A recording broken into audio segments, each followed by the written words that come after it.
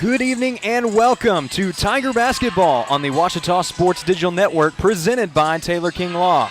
I'm Chase Hartzell, joined by Chris Gay, and Chris, this game goes by many names. The Henderson game, we like to call it the suit game here at our table, but most people likely know it as Battle of the Ravine. Yeah, one of the oldest and most unique rivalries in all of college athletics, and most people recognize it from the football standpoint, but it's also a great atmosphere in basketball as well. These facilities nearly an eye shot of each other. If it weren't for a few trees there on Highway 7, I think you'd be able to see the gymnasiums from each other. Chris, this is going to be a big game tonight for both of these two teams. They're both very tight in the Great American Conference standings, and especially for Henderson State tonight, got to have revenge on their mind.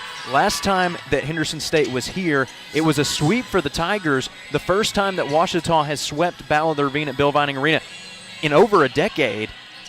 Now turn around, you've got another matchup here tonight, but also for the women's team specifically, they're going to be looking to get revenge for a loss in the first round of the Great American Basketball Championships in 2023.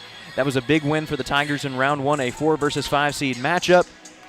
Again, though, this is a fairly new look for Ouachita. A lot of players are returning, but as you and I were talking about before the game, 2 of the 3 leading scorers for Ouachita in that victory are no longer playing tonight. You have Michaela Miller, who is currently averaging over 10 points a game at LaSalle University, Atlantic 10 Division I. And then one of the other scorers, Heidi Robinson, has been battling an injury for the last couple weeks. She's also going to be out tonight.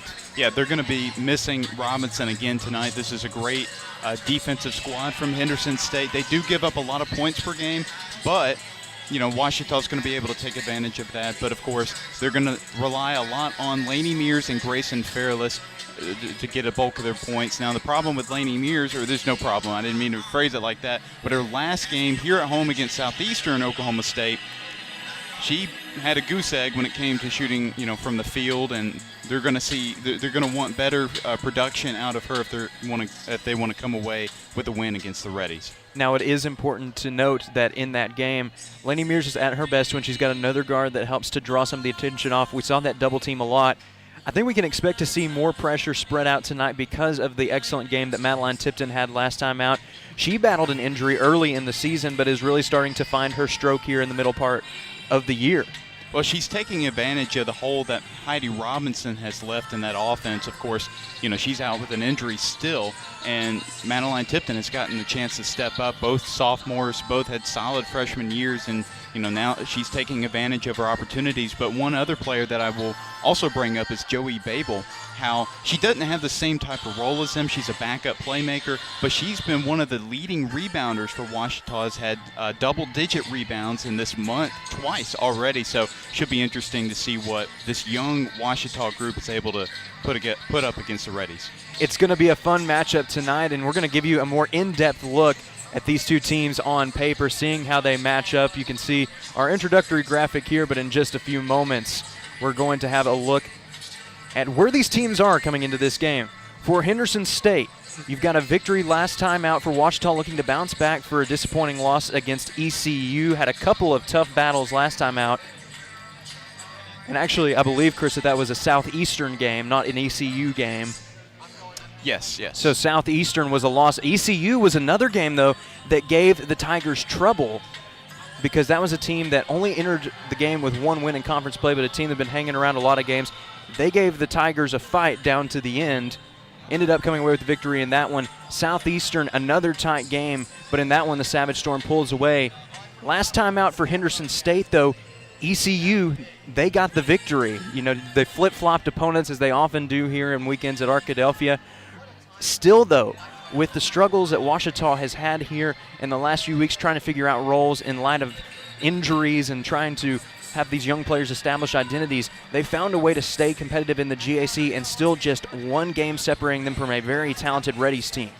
Yeah, and one thing before we look into the team leaders, Coach Dallimore had said when I talked to him after the East Central game, he said that this team is under a shooting crisis, considering they were one of the top shooting teams in the conference last season, and you could argue even in the country last year. They're towards the bottom in the conference, and so it's But the fact that they've been able to stay competitive without having those high-octane shooters knock it down, it's pretty impressive.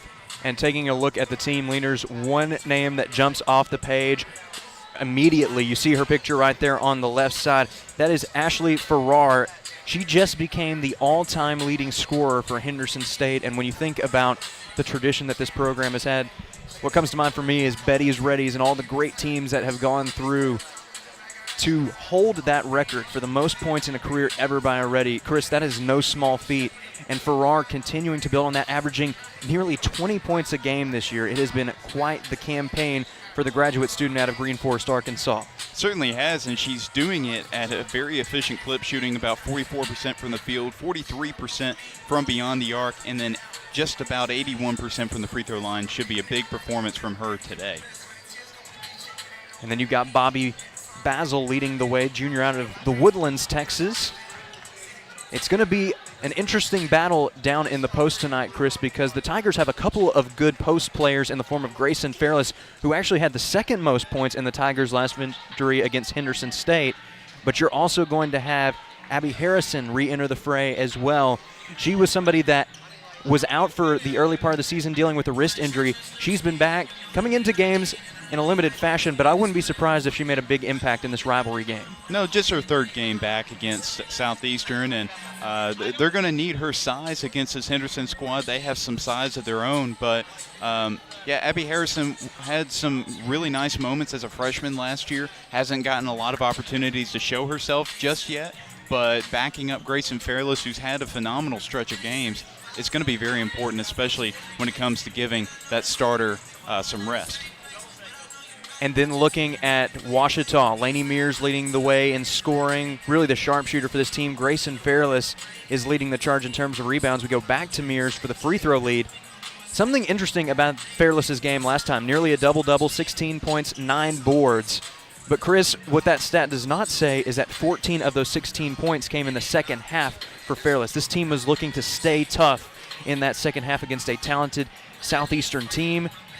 When her team needed her most, Fairless stepped up, and she really started to find her groove after a bit of a struggle in the first half. That resiliency is going to be key in games like Battle of the Ravine. Well, that's exactly what happened in that East Central game. Ouachita only scored 19 points in the first half, ended up with 64 overall in the game, and it was just that resilience and toughness coming down the stretch. But we'll be able to take a look at the GAC standings here in just a second. Yep, Henderson is tied at 4 with a 6-4 conference record, and Ouachita in a 3-way tie for 6th place with a 5-5 conference record. And you can see, of course, for the most part, those top 9 positions just so competitive and so close when it comes to conference play. And really this game important for both teams, because if you're Ouachita, you have a chance to enter into a tie with Henderson State. You get the tiebreaker in the first head-to-head at least.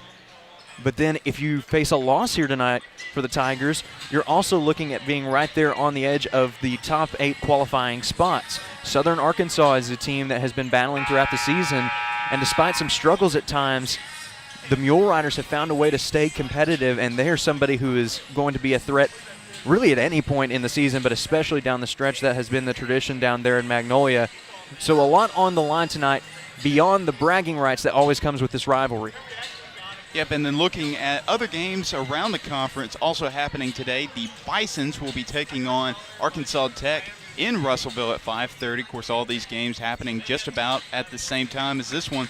Southern Arkansas is going to be at the Cotton Blossoms house there in Monticello at 5:30 as well. Southeastern Oklahoma State taking on East Central.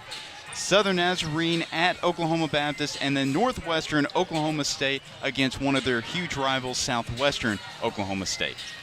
A lot of rivalry matchups around the state and even into Oklahoma tonight in the Great American Conference. This one is no different. Chris, you look at the splits between these two teams. There are strengths on both sides and there are weaknesses on both sides. Both of these teams, when you add it all together, they pretty much even out over time. They do. I mean, the point differential is kind of the glaring one. Of course, Henderson third in the conference, 72 points per game. Ouachita 7th at 65 points per game. But then you look at Henderson, they're the worst team in the conference when it comes to points per game allowed. Ouachita's right there in the middle. So it should be a really interesting, I can't exactly assume if it's going to be a blowout or a big lead for one team over the other at some point during the game, but it more than likely will be really close, and then the shooting splits are almost identical, except for the fact that Henderson State is leading the conference in three-point shooting, which is interesting considering Ouachita was doing just about that a year ago. Well, and for Ouachita, that points per game allowed really has to bode well, especially after 2 games against ECU and Southeastern, teams that are not known for their ability to shoot the ball, but also some of the best defenses that the Great American Conference has to offer. So going to look to capitalize on that tonight, bump up those scoring points as well. Chris, you have to feel, though, if the shots start to fall for either team, it's still anybody's game. Yeah, and like we said, Ouachita didn't bring in a lot of new players. They brought back a lot of returners, only losing 2 from a year ago. And, so you would typically think that the three-point percentages would still kind of be towards the top. Of course, they're sitting towards the bottom with three-point percentage. So, but we know that if they can get hot, there's not a team in this league that can stop Ouachita when it comes to shooting from beyond the arc. But we've yet to see that this season. Maybe we'll just see it in one of the biggest games of the year. We are just about ready for the introductions for Battle of the Ravine as well as the national anthem. For that, we are going to turn it over to Dr. Casey Modal on the public address. Tiger Nation, welcome to Bill Vining Arena for tonight's Great American Conference contest, featuring the Reddies of Henderson State University against your Ouachita Tigers. Welcome to the Battle of the Ravine. At this time, we ask that you please stand for our national anthem.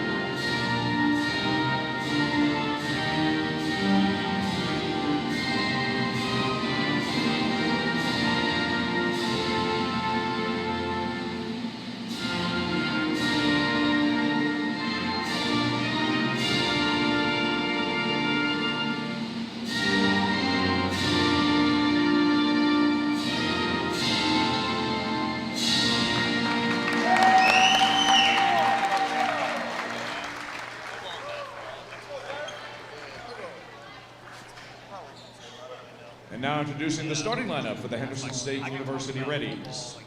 Graduate guard from Sherman, Texas, number 1, Tori Gittens. Senior guard from Conway, Arkansas, number 2, Jada Pickens. Graduate guard from Green Forest, Arkansas, number 10, Ashley Farrar. Sophomore guard from Pangburn, Arkansas, number 11, Brindley Huggins. And junior forward from the Woodlands, Texas, number 33, Bobby Basil. The head coach of the Henderson State Reddies is Jill Thomas. The assistant coaches are Christina Harvey and Josh Boland. And then the other one will be the regular group.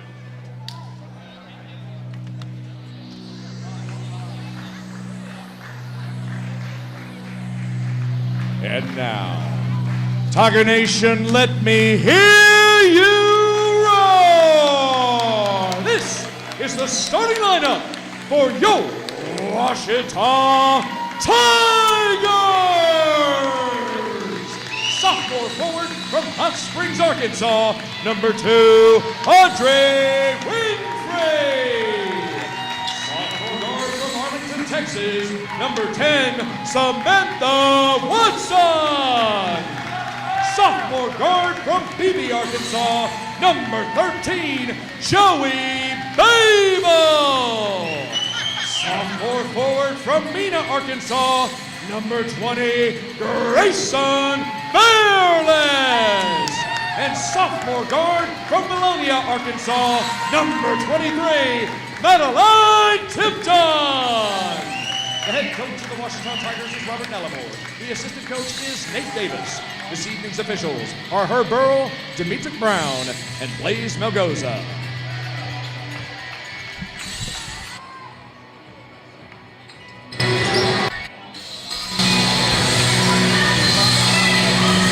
Just heard the starting lineup. Two of the top 6 teams in the Great American Conference Tournament looking to bolster their spots in the GAC standings. But Chris, this is a game where you can throw records out the window because when it's Battle of the Ravine, anything can happen.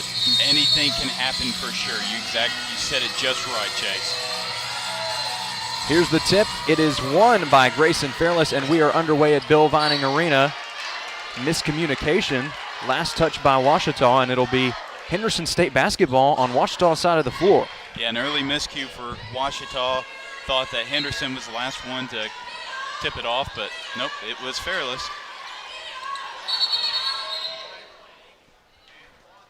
And it's going to be a problem with the clock. Shot clock and play clock are not coordinated right now. There's a 1 second difference. Now they're going to go ahead and fix it up. Got the time right. We are ready to resume. Jada Pickens inbounds the ball to Tori Gittens. Here's the drive by the senior from Conway, Arkansas. She puts up a shot, won't go. Babel fights for the board and comes away with it.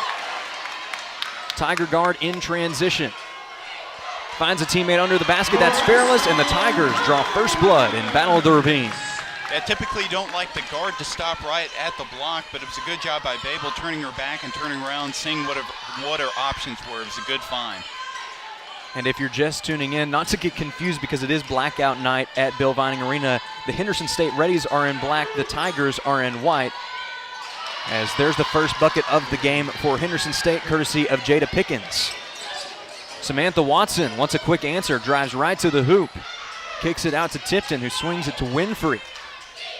Ouachita taking its time, getting the ball around. Here's the drive by Watson. Able to pull up in the mid-range, will not go for her. Credit the rebound to Bobby Basil. She leads the team in that category. Farrar drives the baseline, but it's stripped away by Grayson Fairless. That was a great snatch block there by Fairless. Tipton puts it up, contested. Offensive board by Fairless, but she loses the ball. Pickens in transition. She's going to go right to the hoop. Babel's right there to take the charge, and it's headed back the Tigers' way.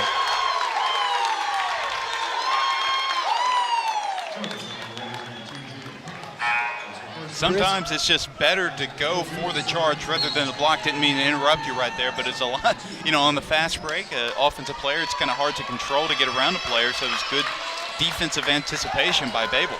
Well, and Babel is certainly not afraid to make those hustle plays. It's actually become a staple of her game. Illegal screen called on the Tigers, so it's going to be a turnover that puts the ball back in the possession of Henderson State. Both teams still looking to get settled in this Battle of the Ravine matchup. Both have made a basket. Olivia Allen finds Farrar, the all-time leading scorer for Henderson State. Drives with the left hand, kicks it out towards the wing, loses the handle on the ball, dangerously close to that midcourt line. Just 5 seconds on the shot clock, pulls up from mid-range, off the front of the rim, gets her own board, drives to the right side, draws the foul, and makes the shot for the and one play. Ouachita just needed to come together and crash the defensive board. Again, some more miscommunication with that group. And Tori Gittens is going to convert the and one opportunity. An exciting play there for the graduate student out of Sherman, Texas. And now Ouachita will need to look for an answer.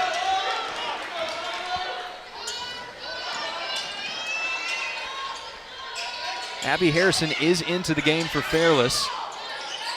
Babel's going to drive on the left side, pulls up from the mid-range. It's contested, bounces around, but she gets the shooter's roll for 2. Yeah, she's a dead-eye when it comes to those short jumpers, and even though that was, I don't want to say ill-advised, but definitely a tough shot, it was good. It's a shot that she can hit. Ball is stripped away by Samantha Watson. Aggressive defense from Farrar, trying to find Babel on the other end. Made a good effort at the ball, but it does go out of bounds on the long pass. A couple of substitutions here as J.J. Eddins checks in for Henderson State, and then checking in for Ouachita, it's the leading scorer, Lainey Mears. Yeah, this is going to be Mears' first game of the season off the bench. It was an interesting move by Coach Dallimore, but actually just her second game off the bench, my mistake, but definitely an interesting decision by Coach Dallimore. Incidental contact from Joey Babel leads to a foul. That is her first of the game. And now another fresh face for the Tigers as Brooke Smith checks in.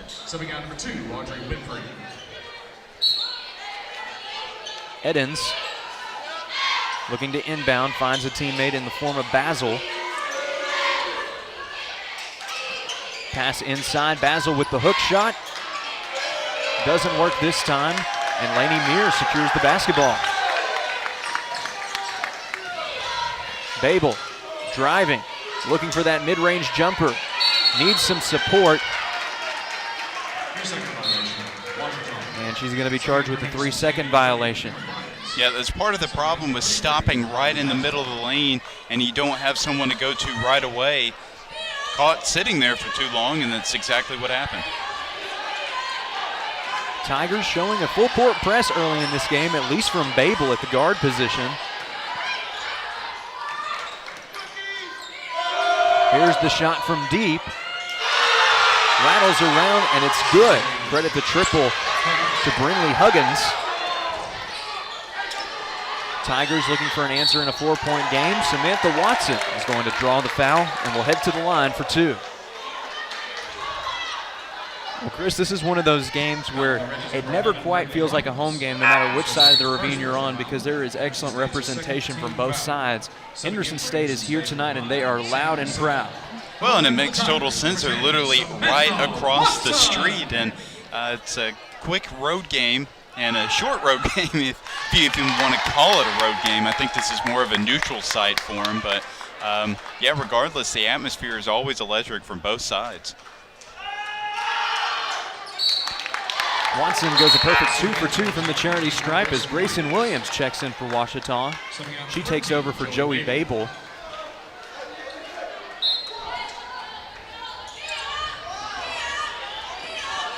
Mears embracing that full court press as well. She is guarding Sam Bassan.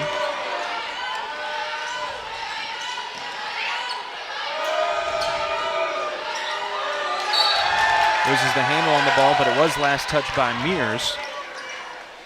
Yeah, it's really aggressive defense early by Ouachita, and that's eventually going to create a lot of turnovers once Henderson starts to get sloppy or get tired with the ball. Inbound from Henderson, and Chris, I don't know if you can see it over to our left, but we're getting some boos from some of the Ouachita students here. They've also got newspapers out, waiting for another Tiger possession. Here's the shot from 3 off the back iron board by Lainey Mears. Well, I may not be able to see it, but I can hear it for sure. Kicks it out to Watson. She's going to drive with the left hand. Finds an opening, puts it up, is able to draw the contact, and she's headed to the line for the second time.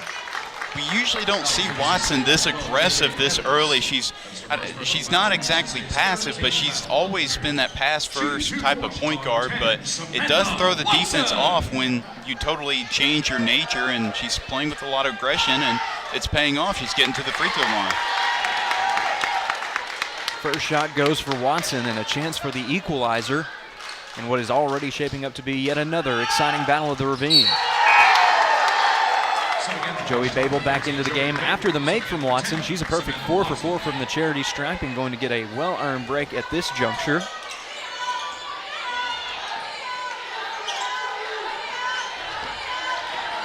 Bassan, guarded by Mears, is able to cross midcourt in time. Henderson doing its best to space the floor. Eddins looking to cut to the right side now. Finds an opening. triple team by the Tigers. It's stripped free. Shot from the free throw line. Will not go off the left iron and in the backboard. Still though, Henderson State. Grayson Williams on the other side. Left-handed finish. Scoots around the defender for the go-ahead bucket. Well, and that's an unfortunate foul by Mears. Going for that steal at the opposite end of the court, definitely unfortunate. Well, we are past the midway point here in the first quarter of this Battle of the Ravine, and that takes us to our first media timeout. But don't go anywhere because we've got a good one. Your score at our first break, Ouachita 10, Henderson State 8.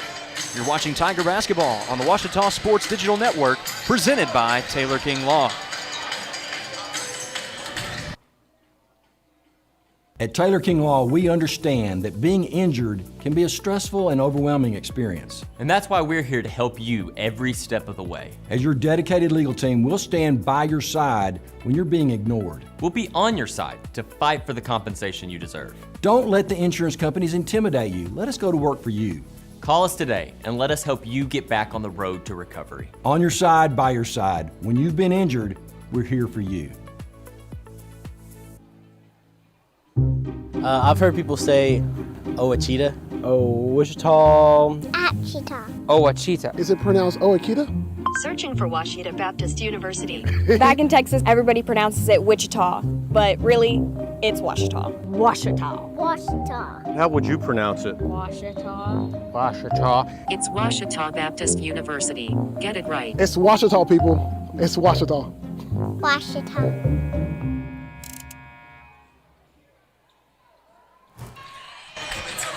Welcome back to Battle of the Ravine on the Ouachita Sports Digital Network, presented by Taylor King Law. Ashley Farrar inbounds the ball to a Henderson State team that is trailing by 2, has led for most of the game, but the Tigers with a good go-ahead bucket before that last break. Lainey Mears trying to poke the ball free. Here's the drive to the left side. Successful defensive effort that time from Brooke Smith, as well as Abby Harrison. Mears is going to drag her foot on the other side, and it results in a turnover. Yeah, I thought she just should have gone right to the basket. She had the lane. I mean, of course, she probably would have made that mid-range shot too, but she would have had a chance to get her feet up under her and go for a highly efficient shot.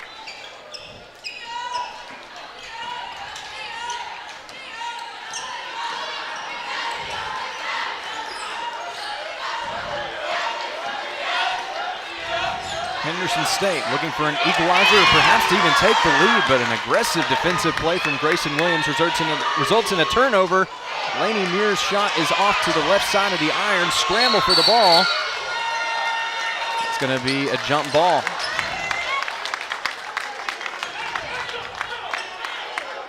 Well, immediately no hesitation from the Tigers to hit the ground, getting after every loose ball by both Harrison and Williams that time, and we're going to continue to see that type of effort throughout this game.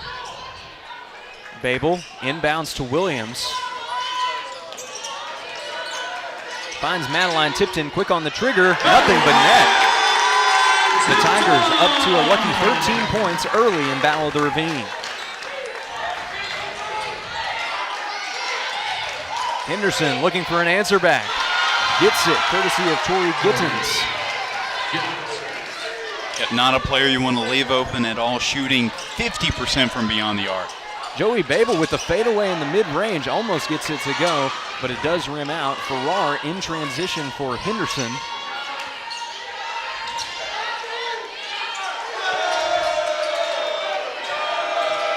Left-hand dribble approaching the basket. Mears with some good defense, creating pressure. Gittens almost pulled up for 3 again, instead passes it to a teammate. Completely misses the rim, and Babel's right there to collect the ball. She goes coast to coast, but is rejected by Brinley Huggins.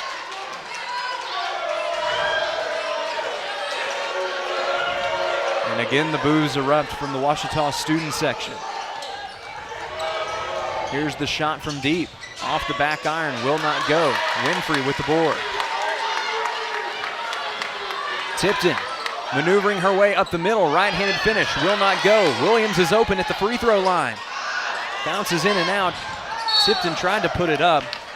We'll see if it was touched by Henderson.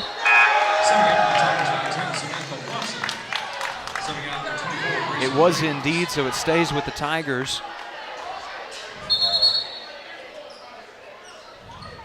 With a bench warning on Henderson State. There is a bench warning issued to Henderson State. Head coach Jill Thomas looking confused at the moment, trying to get an explanation for the call. Winfrey hesitates, and that hesitation leads to a travel. Washington.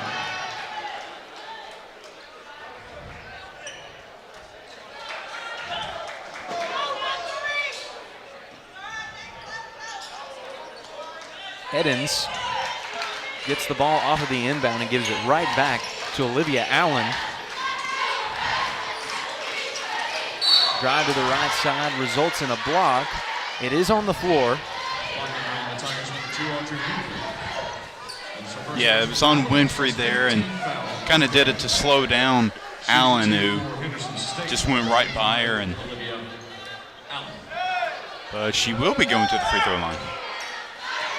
She will indeed, as it is the bonus now. That was the 5th foul of the period.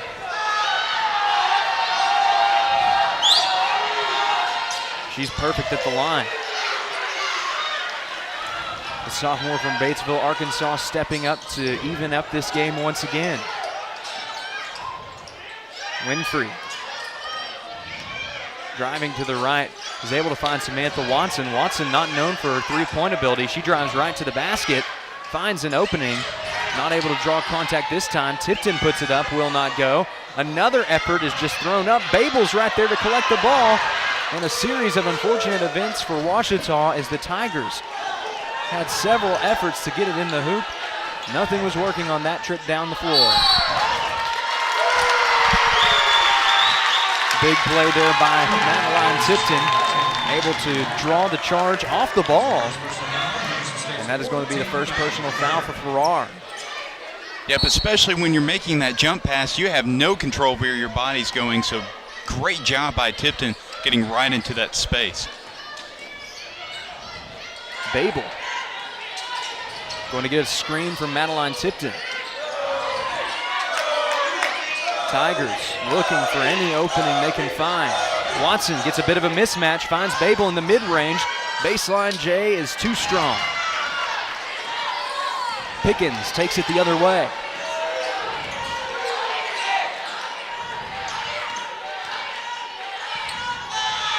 Shot from deep, will not go. Lainey Mears gets the board for Ouachita.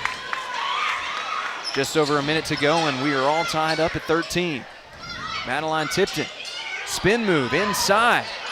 Bounces around, but she gets it to go. The Bologna sophomore has the Tigers back on top. Yep, and with no Heidi Robinson, they're going to need a lot of those shots from Tipton here today. Drive by Allen with the left hand. Tightly guarded by Mears, almost forcing a travel. Edens going to travel as she got that back right foot planted.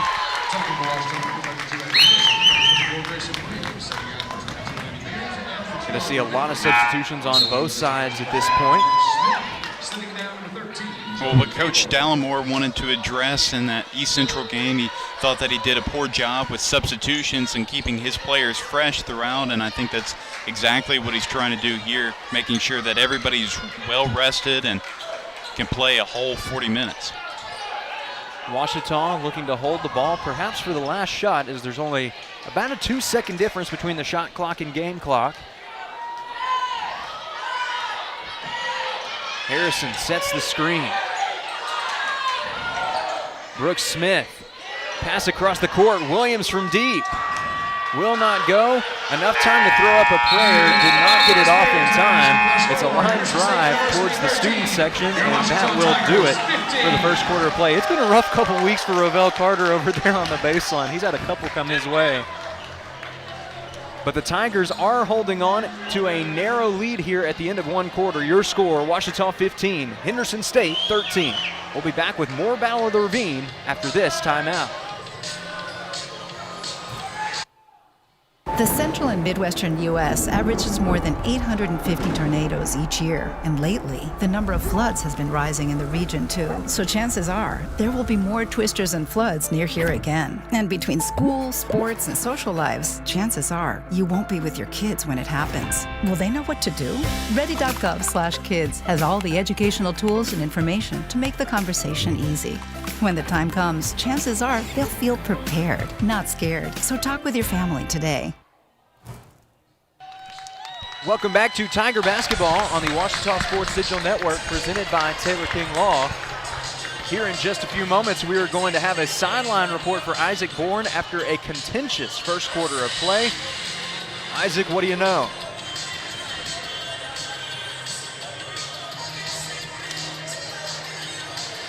After last season ending a little bit differently.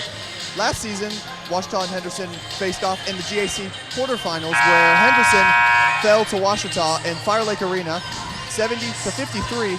And the biggest takeaway from that game has got to be Grayson Fairless, scoring 17 points in that game and getting 9 rebounds. Tonight, she's been a little bit quiet, but the biggest takeaway from that is that Grayson Fairless is going to be big on the boards tonight for this team. Thank you.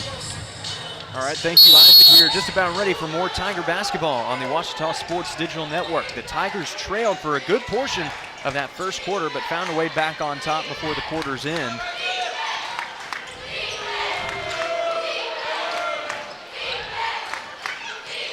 Looking for a drive on the right side. Kicks it out instead. Here's the shot from deep. Offline board by Grayson Williams. Ouachita wanting to make this a 2-possession game with a bucket here.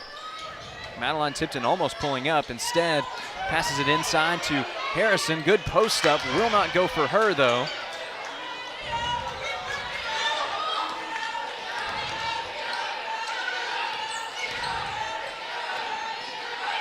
There's the drive by Pickens.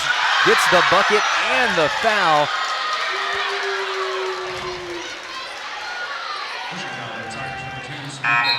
That time teammates rushing to her aid, and she was fired up, so were her teammates, because that last bucket is the equalizer.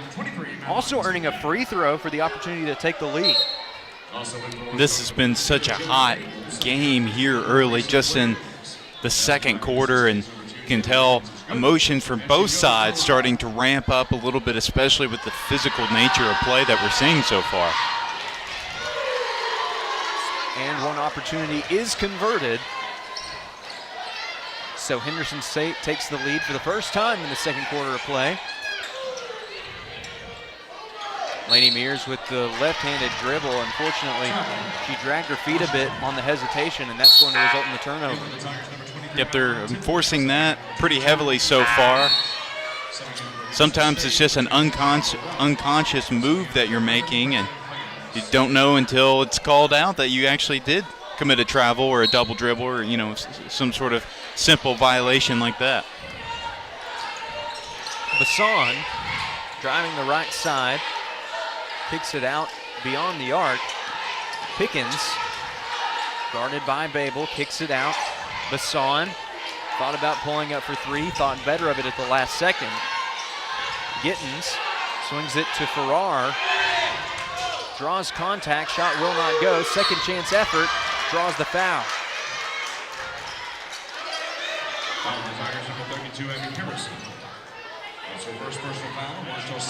Well, something that Ouachita was doing a lot better in the first quarter over Henderson was crashing the boards. They had 13 total rebounds, also had 4 offensive rebounds, and Henderson State only had 8, only 1 offensive board, and see if they are going to make a change there in the second quarter when it comes to rebounding the basketball.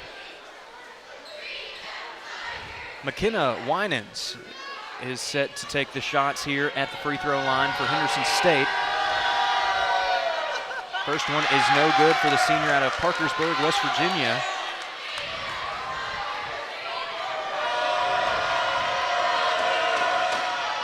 Second will not go either. Tigers trying to rescue the ball. but it does go out of bounds. It's going right back to Henderson State. And Chris, there's a bit of a difference between these two teams. You look right now at the floor for Ouachita.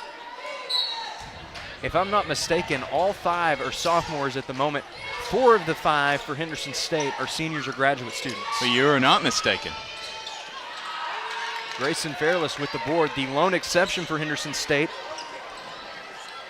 is Sam Basson, the freshman out of Allen, Texas. Youngest player on the floor as Babel finishes with the right hand to take the lead back.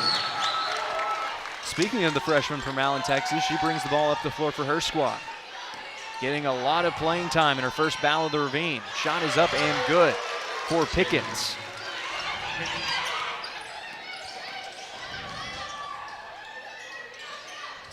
Madeline Tipton able to keep her balance long enough to get the ball to Joey Babel. Babel taking her time to find an open teammate. Fairless posting up, trying to finish. It's a bit too strong as it rolls off the front of the rim. Pickens in transition. Here's the drive. Giddens able to finish for 2. Long pass inside to Fairless. She keeps her balance. Traveling violation called. And now you're starting to hear the Henderson State squad come alive on the other side. Well, it's just a 3-point game, but you can tell that these traveling violations and some of these early turnovers for Ouachita really starting to hurt them a bit, as Henderson State's really getting inside and drawing a lot of contact. Joey Babel is going to be charged with the foul. Bench warning on the Ouachita coach. Visibly frustrated, and Coach Robert Dallimore is going to get a bench warning this time. So both teams on a bit of thin ice at this point.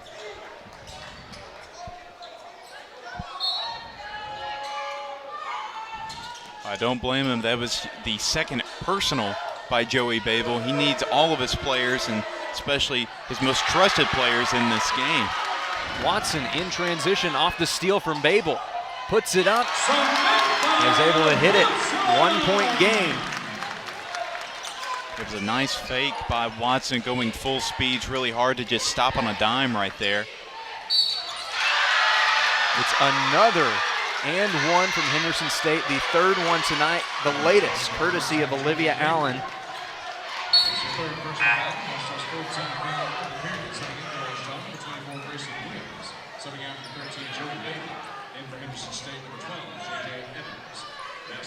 Yeah, over there on the sideline, Coach Dallimore really not happy with Babel there, picking up her 3rd foul. It's probably going to sit for the rest of this half. Henderson picking up a lot of momentum in these last 3 minutes, but the Tigers still in striking distance, trailing by just 4.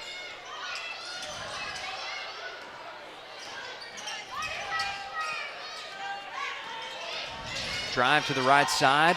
Fairless finds her way in, posts up. That one will go for the sophomore. She's once again made this a 1-possession game. I will admit, she probably dribbles more than any other center in the conference, but she sure does find her way into the paint somehow, some way. Farrar, double team, kicks it out. Stutter step by Allen. Passes it down to the block. And that's perfect teamwork there. Connecting with Bobby Basil for the inside bucket.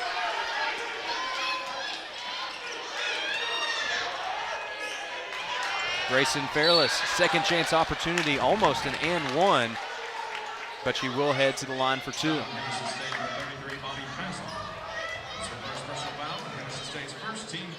Well, so far it's pretty obvious what the game plan is for Ouachita, and it's attack the paint at every opportunity, and that's exactly what they've done.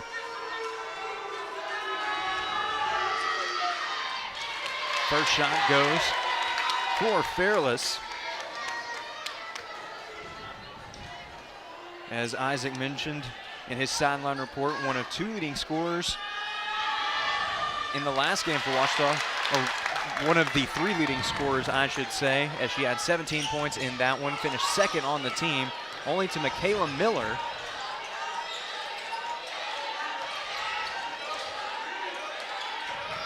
Looking for another big performance tonight against the Reddies. Shot from mid-range is contested, does not go. Tigers in transition. Grayson Williams got a chance for an equalizer. Right-handed finish does just that. Well, it was good vision by Mears, immediately just looking up to see who's open. Saw Williams streaking down there, and it was like a quarterback to wide receiver connection. Going to be a jump ball. So it goes to the Tigers anyways, Chris, but there were a lot of fans arguing that should have been a traveling violation. Yeah, and that's what we're going to continue to see every time there's a close call.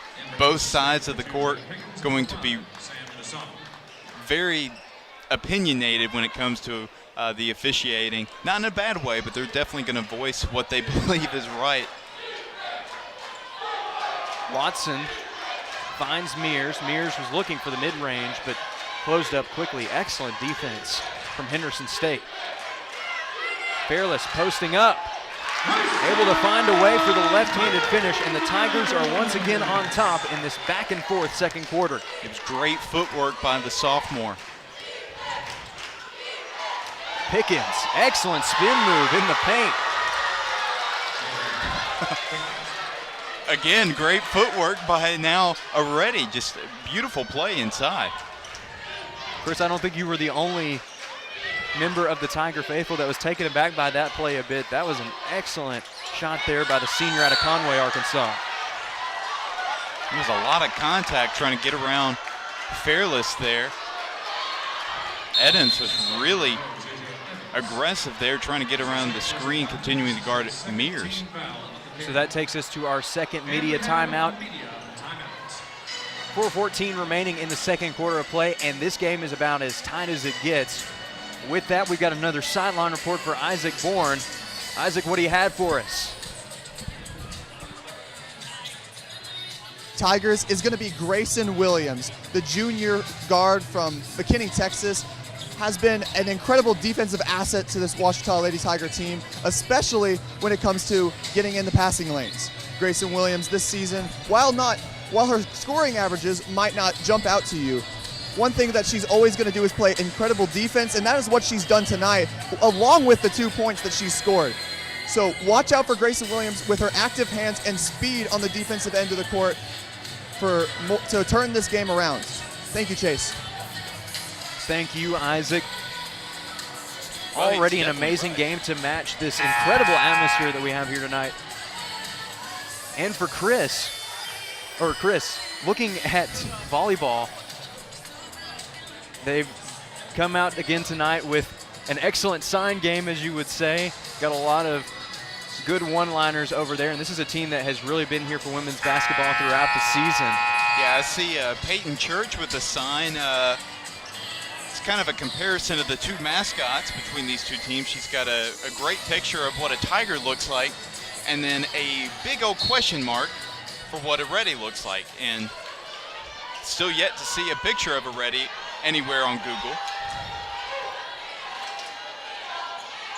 Madeline Tipton passes it inside to Grayson Fairless, looking to take the lead back. Just 5 seconds on the shot clock. It's up to Samantha Watson. Fade away in the mid-range, does not go. Pickens on the other end. Puts a shot up to a chorus of boos, and that quickly turns into cheers on the HSU side as the Reddies are once again back on top.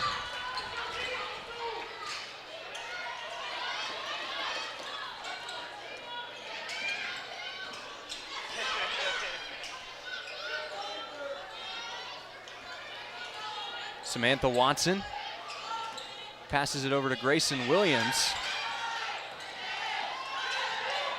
Williams trying to find an opening in the mid-range. She's going to have to take matters into her own hands. Watson was able to collect the ball, but the ball never did hit the rim. So it is going to be a shot clock violation and goes back to Henderson State. Well, she also could not get around Olivia Allen, who was boxing her out. And, yes, she still got the rebound, but she could not come down and go up for a shot. So kind of a smart defensive play there by the sophomore. Pickens, guarded by Babel. She already has 3 personal fouls in this game and needs to be careful to avoid a 4th.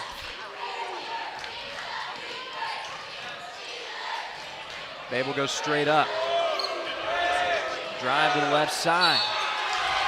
Ball is tipped by Madeline Tipton, but the official said that she got a part of the arm of Brinley Huggins.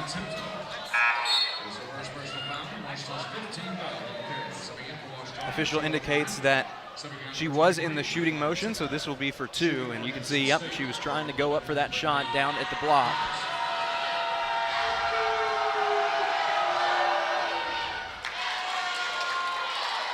Both crowds extremely loud tonight.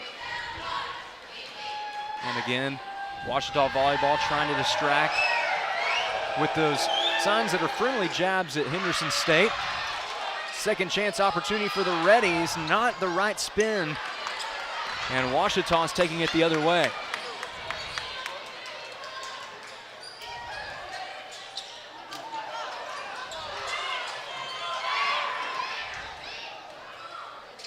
Fairless trying to finish with the right hand.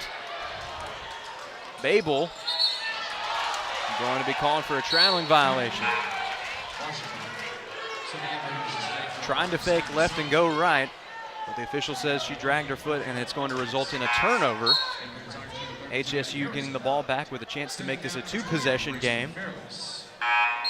Well, jab steps are one of the most effective and one of the most simple moves when it comes to creating off with the ball, but if you don't have total focus of where your pivot foot is, if it's, you know, stationary on the ground, then that's going to be a travel almost every day. Micah Russell is making her first appearance in Battle of the Ravine. Big moment here for the freshman out of Sunnyvale, Texas, as the shot is up, will not go.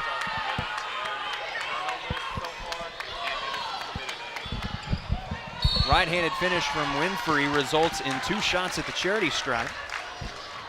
Well, one thing that's been separating these two teams, which it's not much, both of these teams, the numbers are pretty similar, but Ouachita, part of why they are down is by 3 is they have 10 turnovers on this game. Henderson only has 8, and Henderson has definitely been able to take advantage off those turnovers and create a lot of points off the turnovers, and we will see if Ouachita is able to do the same, because that's something that we're very used to seeing from this Tiger squad. Saw a lot of Tiger claws up that time, and it must have rubbed off because Audrey Winfrey was a perfect 2 for 2 from the charity stripe. Pickens guarded by Russell. Pass inside to Huggins. Here's a shot open for 3. Nothing but net for Sam Bassan. That is a big triple for the freshman.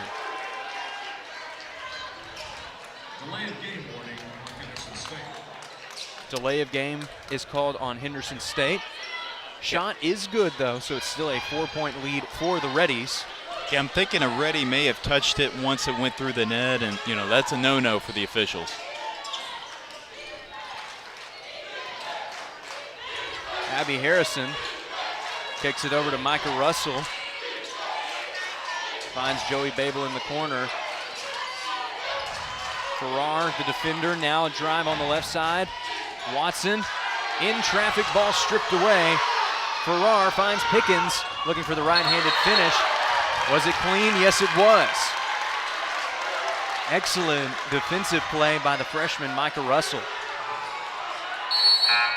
Yeah, that's not easy to do when the player has full head of steam, and she's almost going to try to bait you into a foul by bringing up that left elbow, but it was a good job by Russell just getting nothing but the ball there. Farrar off the inbound, nothing but net. And the all-time leading scorer for HSU has extended this to a 7-point lead. Coach Robert Dallimore doesn't like what he sees, so he's going to go ahead and take a timeout. As he talks things over with his squad, we're going to go ahead and take a timeout ourselves. 1:06 remaining in the second quarter of play. Your score, HSU 36, Ouachita 29.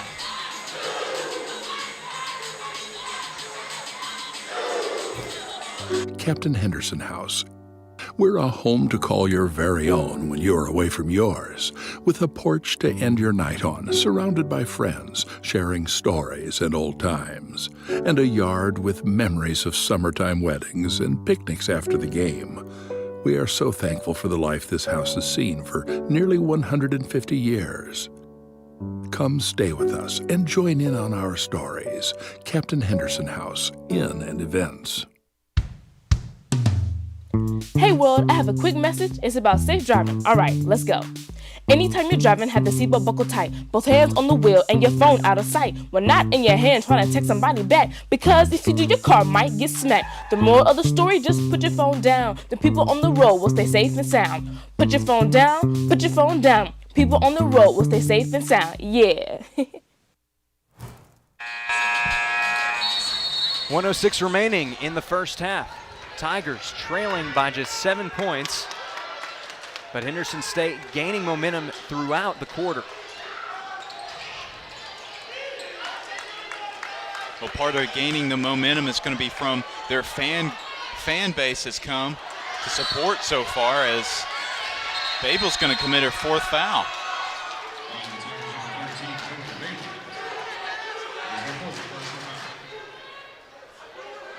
But during the break, there was a lot of back and forth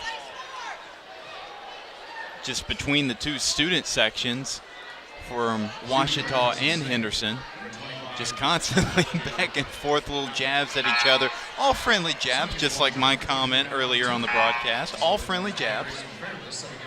Well, and that's the thing that you can't lose sight of, is that a lot of the people on both of these sides, they're friends any other day of the week. Sometimes you just have to put those friendships on pause for Battle of the Ravine Day, whether it's basketball, football, baseball, softball. Really, it doesn't matter. Whatever sport it is, it's going to attract a large crowd, and it's going to be a fun atmosphere, whichever side of the ravine you are on. Right now, Henderson's having a lot of fun, leading by 9 points. Ouachita looking to get some momentum back before we head to the halftime break. We will hear from Coach Robert Dallimore on his way to the locker room.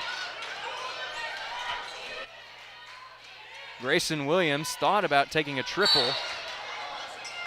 Foul called on the floor. That is the 4th foul of the quarter.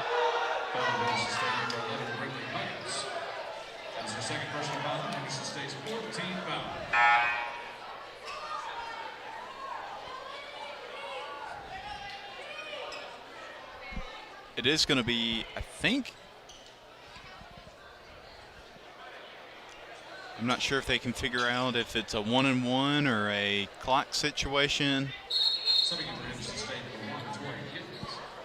Okay, I think they are trying to figure out if the shot clock had reset or needed to reset. And no free throws for Ouachita. Not in the bonus just yet. Shot clock is dead, so the Tigers could effectively hold for the final shot of the half. Laney Mears says, I'll drive right to the hoop and finish with the left hand. Well, frankly, they needed a bucket, but now they need a key defensive stop heading into the half. Henderson with a triple could make this a double-digit lead heading into the break. Instead, they're trying to pass it inside. Costly foul down low from Grayson Fairless, as it is the bonus. So a golden opportunity at the line now. Taking the shots for HSU will be the junior forward out of the Woodlands, Texas. That is Bobby Basil. Well, for Ouachita, it helped. She's shooting 50% from the free throw line. See how she does here as she knocks down the first. Couple of substitutions. Official holding them off for just a few moments. Second shot will not go. Tigers going to have to hurry. Half-court shot from Madeline Tipton is off to the left, and that will conclude matters in the first half of play. So after trailing by 1 possession after the first 10 minutes, Henderson State storms back and creates an 8-point lead for themselves heading into the break. So we are just about ready for an interview with Coach Robert Dallimore, but Chris, wrapping up this first half of play, what are your first impressions in this Battle of the Ravine? Well, this is going to be a tight one all the way down to the final buzzer, and I can't wait to see it. But what we're seeing is both of these teams attacking the paint at every opportunity, and not a lot of outside shots being taken by Ouachita, but they're being effective for the most part, getting into the paint and drawing some contact heading to the free throw line. But Henderson State has had some success shooting from the outside, so two different types of play going on from both of these teams, but I imagine the score will get even tighter. Well, Coach, Robert Dallimore is making his way to Isaac Bourne as we speak. So we'll hear the head coach's first thoughts here in just a moment. Isaac, over to you. Thanks, Chase. I'm here with Coach Robert Dallimore, and Coach, tonight it's been a bit of a mixed game, but with Grayson Fairless scoring 8 points and a plethora of rebounds, how do you think that that's going to be a big catalyst going into this game for the rest of the scoring the paint in the second half in order to be successful? Yes, sir. And then also Joey Babel with 4 fouls. I know that she's a very big important defender and also a great a port runner on offense. So how are you going to assess that going into the second half? Well, I mean, we just got to play. You can't worry about fouling out. You just got to play. And then finally, both teams have been committing a lot of turnovers. So going into the second half, how are you going to try to cut that down a little bit so that you can pull away in this game? Just got to value the ball. If you take care of the ball, make good passes away from the defense, good things are going to happen. Sir, thank you so much. Back to you, Chase. Thank you, Isaac. The halftime festivities are underway at Bill Vining Arena. So we're going to stay here with the dance team, and after they conclude their performance, we're going to take a timeout, but don't go anywhere. Plenty of halftime excitement and more Tiger basketball coming up right here on the Ouachita Sports Digital Network.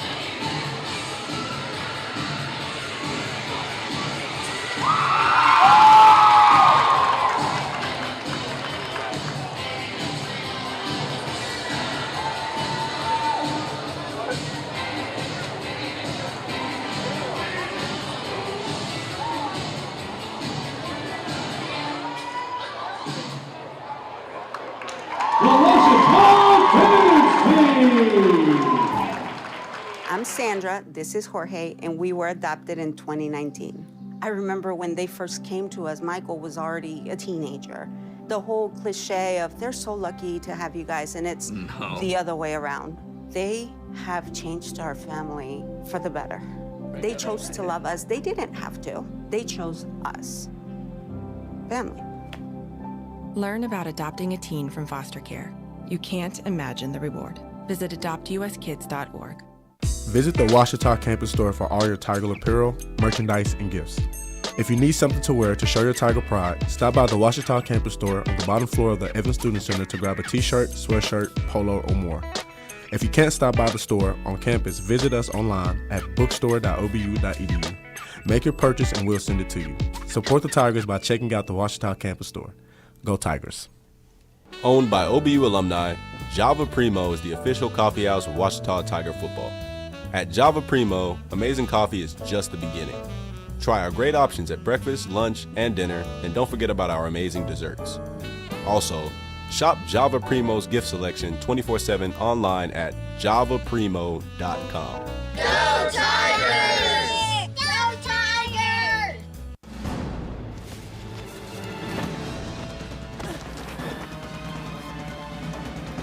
Even the mighty might not see it coming.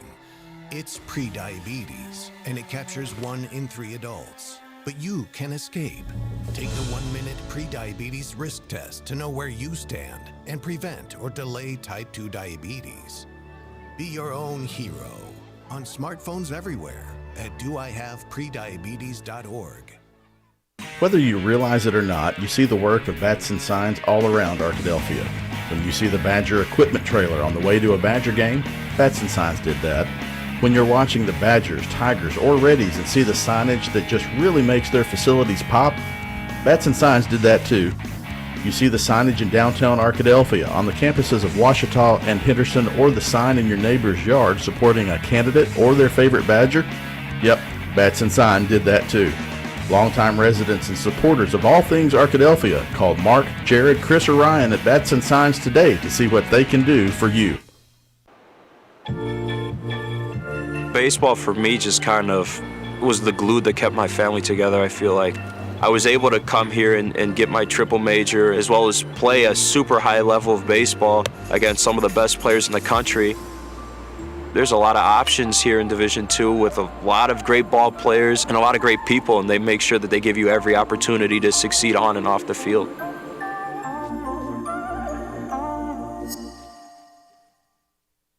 I'm Rex Horn, the Interim Executive Director of the Arkansas Baptist State Convention, and today I'm joined by my friend Dylan, who's an attorney with the Arkansas Baptist Foundation, with an important word for you.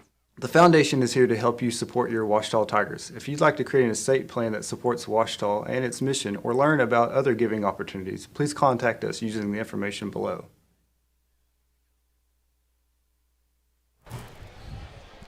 And welcome back, folks, to Ouachita Sports Digital Network, brought to you by Taylor King Law. You know me, I'm Isaac Bourne, and I'm here with Brody Kriegel to talk to you guys about a little bit of a couple stats for this first half of play between the Ouachita Baptist Lady Tigers and the Henderson State Lady Reddies. So the biggest thing that jumps out to me for this game for the Ouachita Lady Tigers so far, Brody, has to be Grayson Fairless's play. 8 points. On top of that, she's also got a plethora of rebounds. She's got 5. So obviously we talked to Coach Dallimore going into the half, and he talked about scoring more inside. So how do you think that they're going to be able to use Grayson Fairless in that way? I feel like what they can do is try to get the ball to her more here in the second half, try to get her more opportunities to score, because there were multiple times there in the first half where they missed her, and we could have had some points taken there. And then also going into the turnover battle, because that has been a big part of this game. The Ouachita Baptist Lady Tigers have 12, whereas the Henderson State Lady Reddies have 8. So going into the second half, we also talked to Coach Dallimore about this. The big thing for the Lady Tigers has been turnovers, because silly plays every once in a while, passing the ball away, a bunch of walks have been happening. So how do you minimize that in a game where the atmosphere is crazy and the band is playing, the cheerleaders are going at it, the fans are at it? How do you completely take that out and try to minimize the turnovers? In a game with such high emotions where it could be both a home and away game for both teams, something you want to try to do is to remember to keep a cool head here in the second half, and also remember to not mess up on those little things, because there were a lot of little opportunities that we saw the Tigers just messed up, and those little things can make a big impact. And as you can see, they have 13 turnovers, so that's even more than I said that they did. But on top of that, the big thing for them has been the field goal percentage. You see Henderson shooting 13 for 30, but Ouachita shooting 11 for 29, making it 37.9%. So obviously we've seen a lot of shot makes. We saw a lot of shot makes in the first quarter. That second quarter, things started to tone down. What do you think happened, and how do they fix that? I feel like there in the second quarter, Henderson started to cool off more. Their heads were more in the game, and Ouachita was still going a little crazy from all the hype, all the build-up of the big rivalry. And Henderson, because of that, they were able to capitalize and not make the little mistakes. I would like to take a moment and talk about 2 players on Ouachita's side that have stepped up. Grayson Williams, who is known for being a big-time defensive player, has come up big in scoring today. And let's not forget about freshman Joey Babel.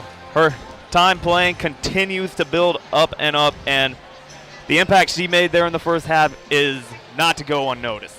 The biggest scare for the Ouachita Lady Tigers with Joey Babel has to be those 4 fouls, though.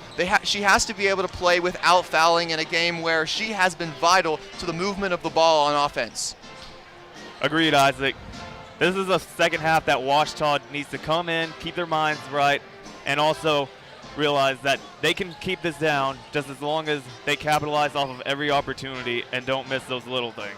Keeping a cool head. That's something that both of these teams have had at different points in this game. Henderson in the second quarter, Ouachita going on a little run in the first quarter. But the biggest thing, another big thing that I would look at when I see this has to be the players from the other players. If you look at Samantha Watson, she has 6. Joey Babel obviously with 4. But one thing that I've noticed is Lainey Mears kind of quiet tonight after leading the team in points per game on the season. And then also on top of that, Lainey Mears was not in the starting role. So what do you think the deal with that has to be? The deal with that has to be is we've seen Lainey had some injury troubles there in the past, and obviously with her injury history, you want to try to be careful and not re-injure her. So obviously the impact that she makes will be bigger if you can keep her healthy and she can come on whenever she needs to be called. And with Mears averaging being one of the few double-digit scorers per game for this Ouachita Lady Tiger team, she is going to be vital going into this second half in a game where they are down 8 right now with 2 quarters to play. One more thing I will say about the Lady Tigers is something that Henderson State absolutely dominated in the first half was time of possession. Ouachita did not hold on to the basketball long enough, and they need to change that here in the second half if they want to have a chance at winning this game. And with that, we're going to send it to one more break before the start of the second half here at Bill Vining Arena. And we'll see you with Chase and Chris will be back with you here on Ouachita Sports Digital Network, brought to you by Taylor King Law.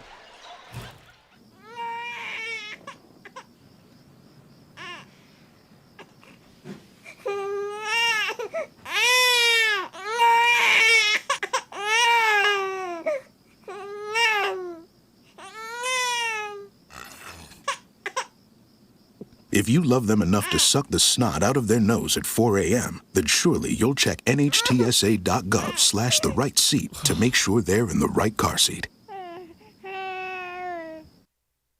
At Berry & Turnage, we specialize in bringing the law to your corner. We are dedicated to understanding what results you want and to helping you understand what actions we can take on your behalf. With over 30 years of experience and a proven track record of success, Berry & Turnage is here to reach you out and ask for the results that you need. We'll help about you every step of the way to ensure that you understand the choices you are making and feel empowered to make them. Berry & Turnage. Serious injuries require serious attorneys. Food isn't just fuel to live, it's fuel to grow. My family relied on public assistance to help provide meals for us. These meals fueled my involvement in theater and the arts as a child, which fostered my love for acting. The Feeding America network of food banks helps millions of people put food on the table. When people are fed, futures are nourished. Join the movement to end hunger, and together we can open endless possibilities for people to thrive. Visit feedingamerica.org/act now.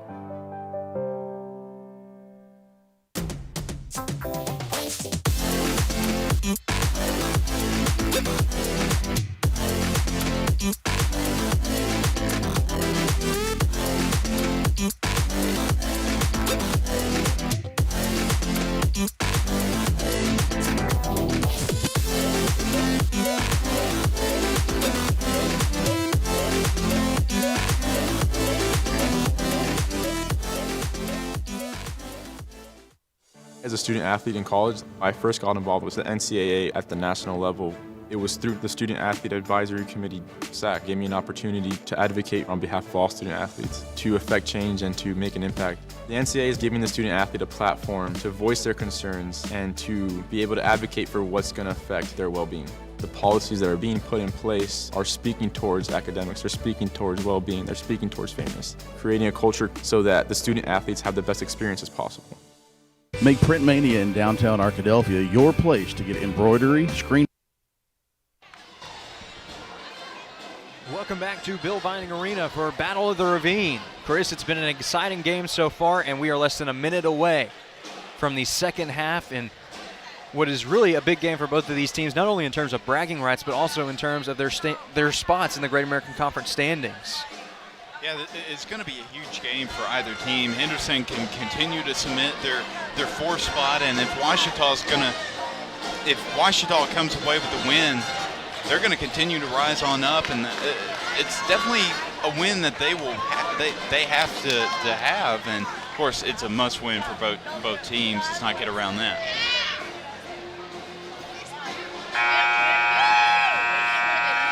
We're just about ready to resume action at Bill Vining Arena. Set to inbound the ball for Henderson State. That is going to be Brinley Huggins. She gets it into Jada Pickens, and we are back underway for the final 20 minutes of this edition of Battle of the Ravine. Farrar kicks it out. Huggins going to find Pickens yet again. Henderson State taking its time, looking for the right shot. Will not go that time for Farrar. Ball is taken away from Babel, stolen away by Pickens.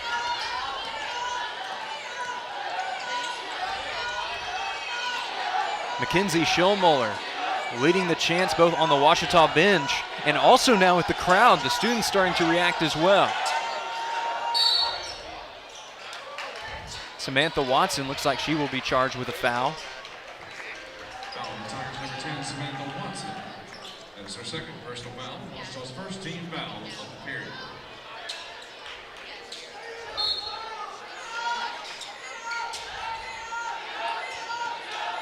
Inbound to Farrar in the corner. Rims in and out. Henderson State forced to reset in the mid-range, looking to drive to the hoop. I'm thinking that Basil may have just caught herself with her feet or something. Well, actually, I think what ended up happening was she was expecting Fairless to make contact with her. That did not happen, and she fell. So Fairless pulled the chair on Basil there. Good, smart play by the sophomore. Well, and for Basil, you're just glad that she's okay because she folded down somewhat awkwardly coming down on her leg, but she popped right back up as Madeline Tipton puts the Tigers right back within 5 with a triple. And that's the second triple of the game for Tipton. Tie-up results in a jump ball, and for Ouachita, that's excellent news because the possession arrow is going in their favor. And we got a media timeout. Got a timeout called on the floor. So not sure what this timeout is about. There was some argument over the call on the floor. As we try to clear up the confusion, just going to take a moment here and soak in the atmosphere of Battle of the Ravine because, Chris, this game started pretty early at 5:30, but the crowd has just kept growing and growing and growing, and the game has been pretty tight from whistle to whistle. So I think we are shaping up for what will be a special finish tonight at Bill Vining Arena, whichever way the pendulum slides in terms of victory. Well, and the crowd's just going to continue to get bigger, and of course people are going to come in, coming in after work, catching the men's game as well, and it's going to be a fantastic atmosphere by the time 7:30 rolls around. But it's already turning out a huge turnout. We just left, at the half just to step outside. There were a lot of people here. We step back in. There's a whole lot more. Well, and there are a lot more amenities here tonight. Tiger Cheer and Tiger Dance are here as they have been at times throughout the season, but also a pep band in attendance tonight, led by Dr. Austin Motley out of the Mabee School of Fine Arts. Hey, I will say something about Dr. Motley. He is a fantastic trombone player. He's played with the Arkansas Symphony Orchestra, just fantastic performances. Not only that, but has played with orchestras around the country.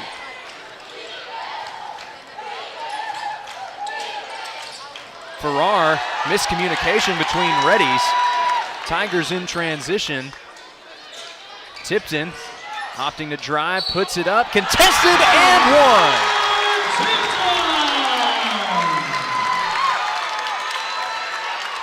What a play for the sophomore out of Bologna, Arkansas. Found a way to keep her balance in midair, draws the contact and sinks the shot to make this a one-possession game.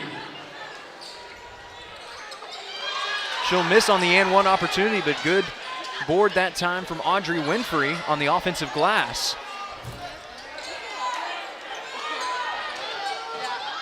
Fairless going to drive in herself. Creates some space, puts it up, does not go. Jump ball, and this one should stay with the Tigers. That was what the disagreement was over during the break. The possession arrow was pointing Ouachita's way, but it hadn't been changed yet. It was actually Henderson ball. Inbound. Finding Madeline Tipton. She kicks it over to Watson. Time's running short. It's rejected. That is going to be a shot clock violation. It was going to Henderson either way.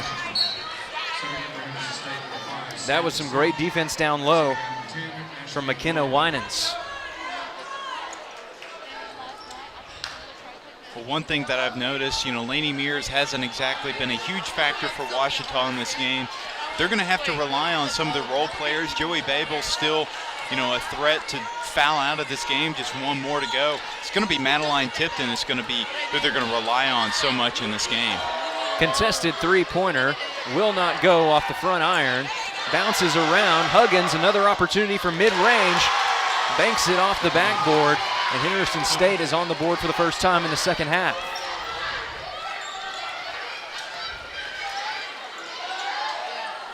Winfrey hits the triple from the wing. And Ouachita responds to giving up two with a three to make this a one-possession game once more. Well, only a 23% shooter from three is Winfrey, but she continues to grow her confidence, and she's going to see a lot more shots knocked down in the future.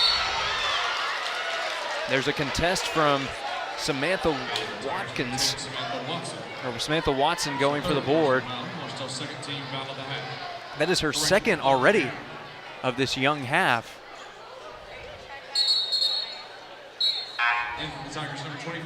Now we'll see Grayson Williams check in for Joey Babel, and probably not a bad idea here from Coach Dallimore, again trying to maneuver around Babel's 4 fouls early in the second half.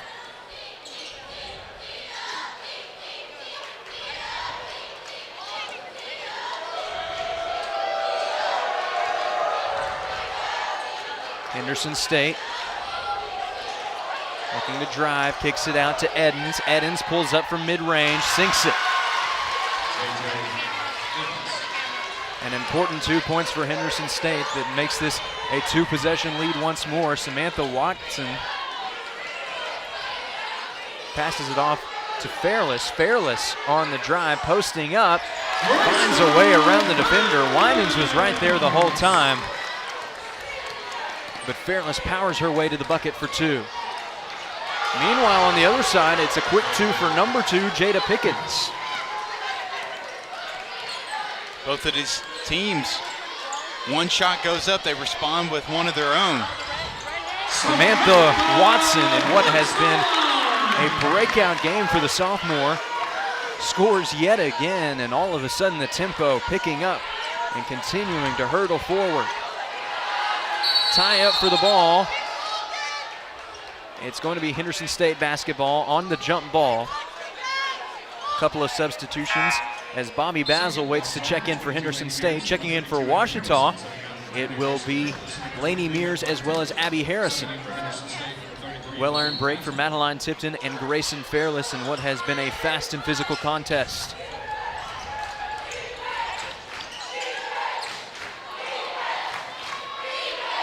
Shot is contested. Going to go ahead and call a foul on, looks like it's going to be charged to Abby Harrison, and she is visibly confused as it didn't seem like she made much contact with the ball. She's saying that it was all ball. That's what she's saying to Coach Dallimore.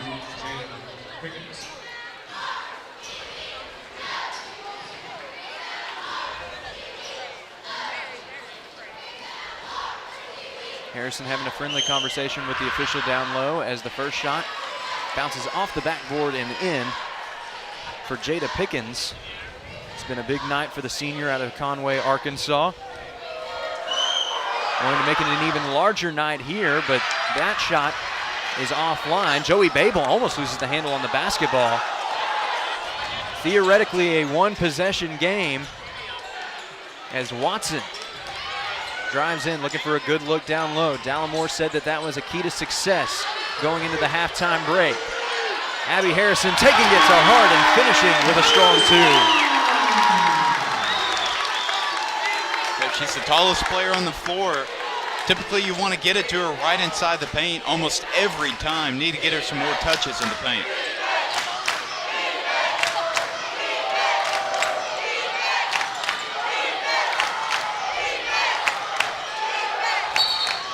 Got a traveling violation from Pickens, and that is a call that has worked against both sides in this one, Chris. A lot of players trying to use that quick jab step and then go the opposite way. This time it's going to backfire for Henderson. Yep, it's been happening a lot in this game from both sides, just like you said, and it's going to continue to happen until they start to clean up, both teams start to clean up their act with the ball. Ouachita has made 7 of its last 8 baskets from the floor.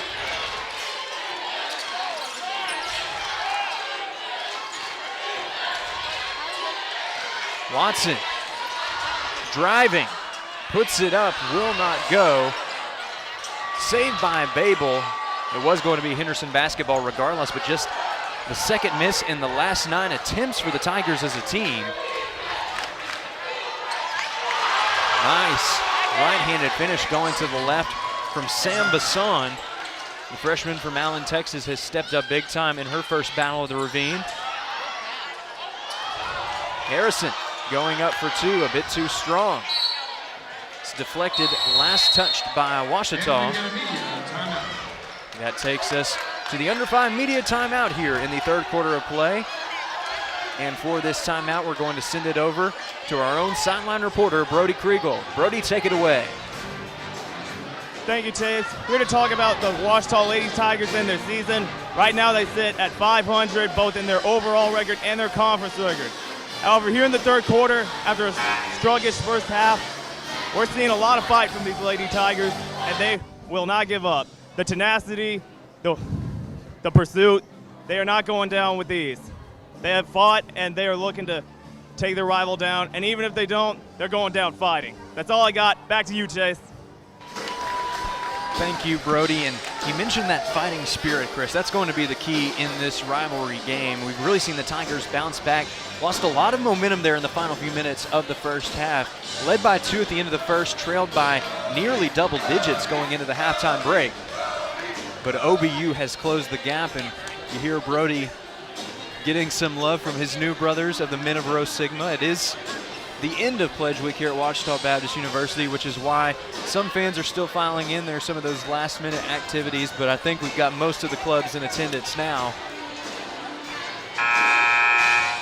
There you can get a look at the Men of Rho Sigma, who have made their presence felt since the opening tip tonight. Well, you mentioned fight, and that's exactly what every battle of the Ravine, it seems like that's what happens. You typically want your teams to fight for every possession and every play, but it certainly happens here in Battle of the Ravine, and a lot of that comes from the fan involvement. They've really done a great job helping out this Tiger team try to get in the lead. Basson, she's got 5 points on the evening, dumps it off to Edens. Edens looking for a mismatch against Smith down low. Finds Farrar. Strong defense from the Tigers. Brooks Smith secured the rebound. Babel loses the handle. And a costly mistake from Farrar. Yeah, Farrar just going for the ball there. And that's going to be her 3rd personal foul. And excuse me, that's going to be her 4th personal foul. As your leading scorer coming out of the game, that's not a great sign for the Reddies, especially since she had just come back in just a few minutes ago. It's been a frustrating game for HSU's all-time leading scorer as Tipton puts up a triple, will not go. Henderson State taking it the other way, but for Farrar, probably a good idea here to take just a brief breather, as it has been a frustrating game, a physical game, also trying to avoid foul trouble going down the stretch. But Chris, you have to think that at any given point she can re-enter this ball game and make a difference. Yeah, she definitely can. She's only got 3 points in this game, which is definitely something you don't see from a player of her caliber, as Mears trying to get a turnover.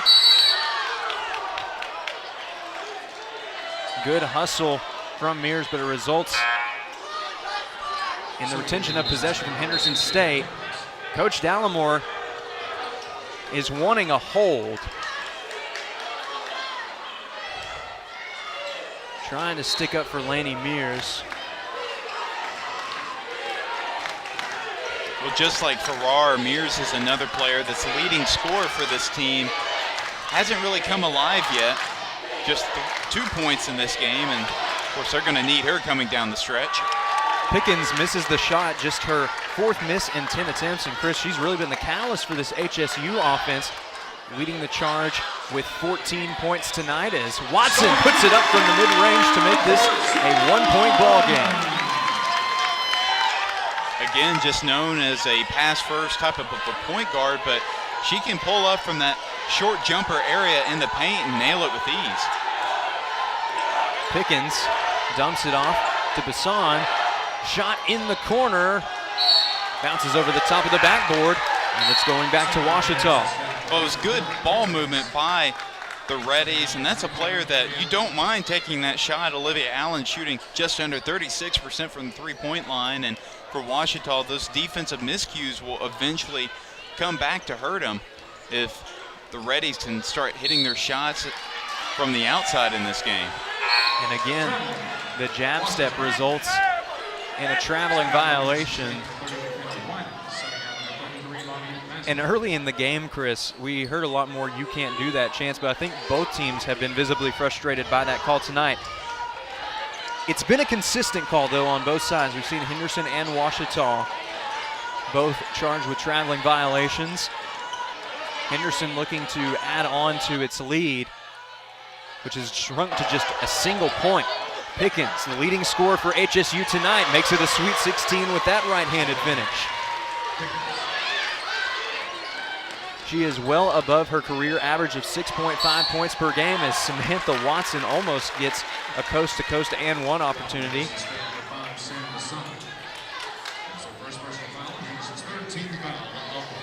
Well, Watson's another player that's really put this team on her back. She's got 10 points in this game, 5 rebounds, got an assist, a couple steals, and she's playing with 3 fouls. And you know, she's going to have to be careful on the defensive end, but her running out on the fast break, getting some quick opportunities, heading to the free throw line, that's going to be really important for Ouachita coming down the stretch. And once again, the sophomore clutch at the charity stripe. Also, once again, it's a 1-point ball game. Bassan, miscommunication results in a traveling violation. And that time, she was trying to find her teammate under the basket, Chris, but there was a bit of a miscommunication going in opposite directions. And before she was able to stop her momentum, she was unable to realize that the play wasn't there. A rare misstep for Bassan tonight, and once again, off the dribble, we are seeing a traveling violation.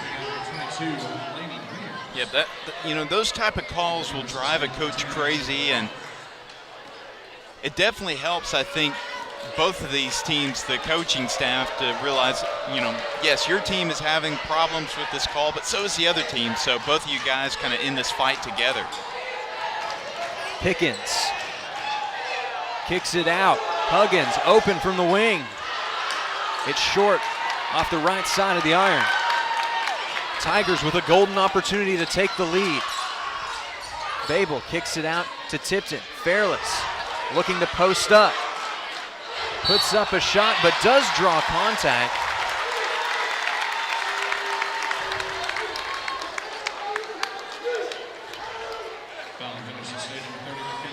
These are 2 big freebies for Grayson Fairless, as Grayson Williams will check in for Samantha Watson. Shooting for Ouachita, number 20, Grayson Fairless. First shot is off to the right side and a bit strong.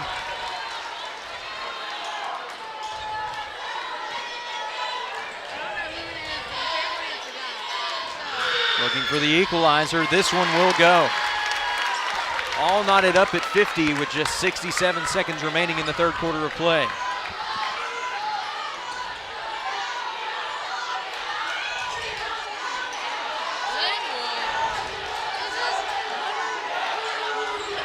Huggins finds Farrar.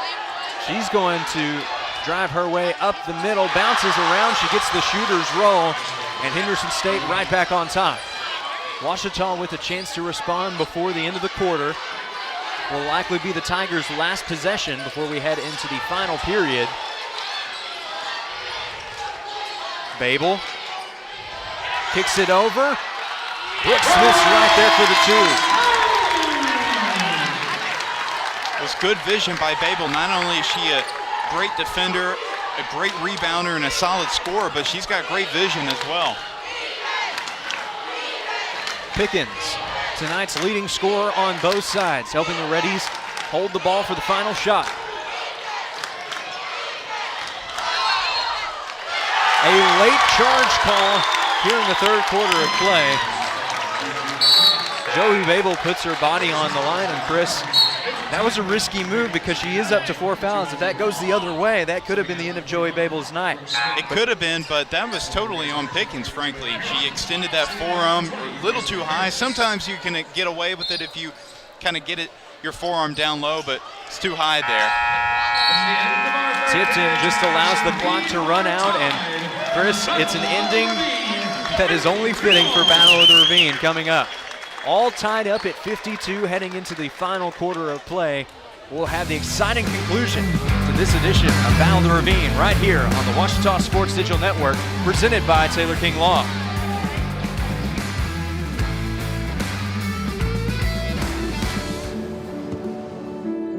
I don't remember how it started. Go to that. Our back and forth. It always came back. Dad! You probably don't remember what you told me, That was perfect. but I heard every word.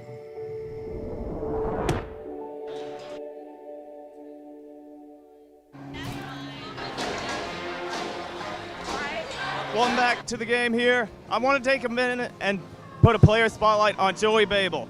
Forget about the 4 fouls here for a second, because as a sophomore, her minutes per game has stepped up as a freshman, as she went from about 4 minutes a year ago to 23.5 minutes this year.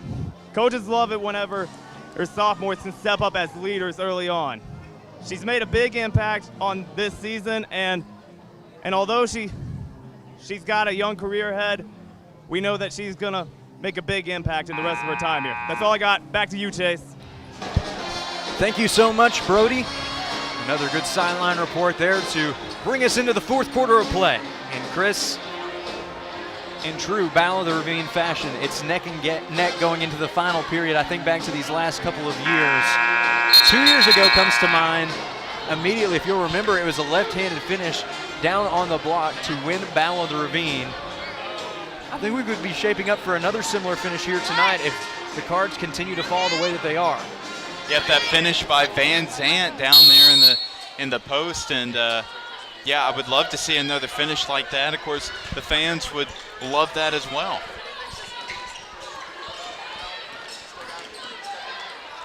Two memorable victories in a row for Ouachita Bill Vining Arena. That streak is in jeopardy tonight. Henderson State has led for a good portion of the ball game, but the Tigers roaring back and finding a way to tie up the game at the end of the third.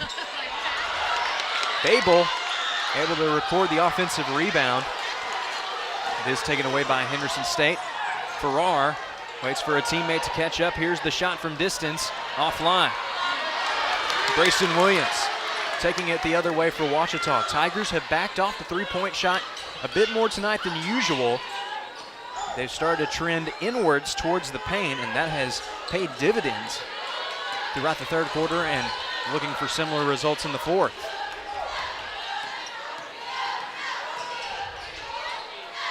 Right-handed finish goes for Joey Babel, and the Tigers have the first 2 points of the final quarter. Yep, continue to attack inside. If you can't finish at the rim, chances are you're going to get a chance to go to the free throw line as that's another offensive foul. And Farrar going to plant the ball on the floor with authority. She knows that is the end of her night. And that is a huge blow for the Reddies. As you can tell, she is visibly upset on the sideline. But of course, all night Henderson has been relying on some of these role players to step it up for him. And Jada Pickens has been one of them, and they're going to continue to rely on her throughout this night. Watson kicks it over to Tipton on the wing. Pulls up from mid-range, it's contested. Foul is called. It's going to be 2 shots.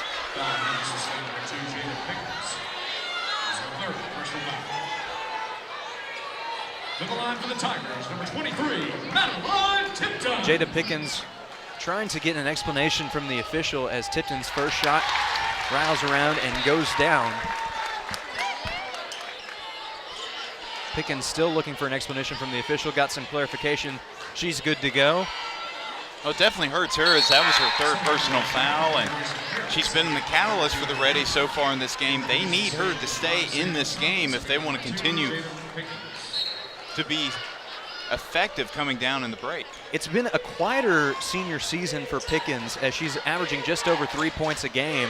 For her career, she's averaging 6.5, but she's got 16 here tonight. Certainly a battle of the ravine to remember on the road. And in a night where Farrar has struggled for Henderson State and has made an early exit, that has been key to keeping the Reddies in the ballgame.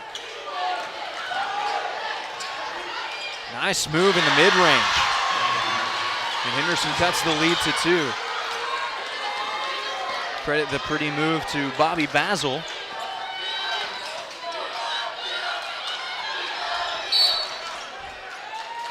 Got another foul on the floor. It's a blocking foul.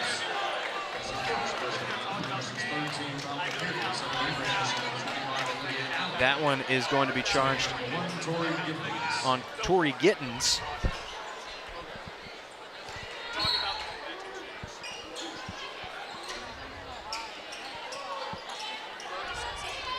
Ouachita leading by 1 possession, but looking to pad the lead again a little bit with the score right here. Running out of time as Henderson applying good pressure around the floor. OBU looking for any opening it can get. Fairless posting up, left-handed finish. Doesn't go. Aggressive rebounding by Bobby Basil.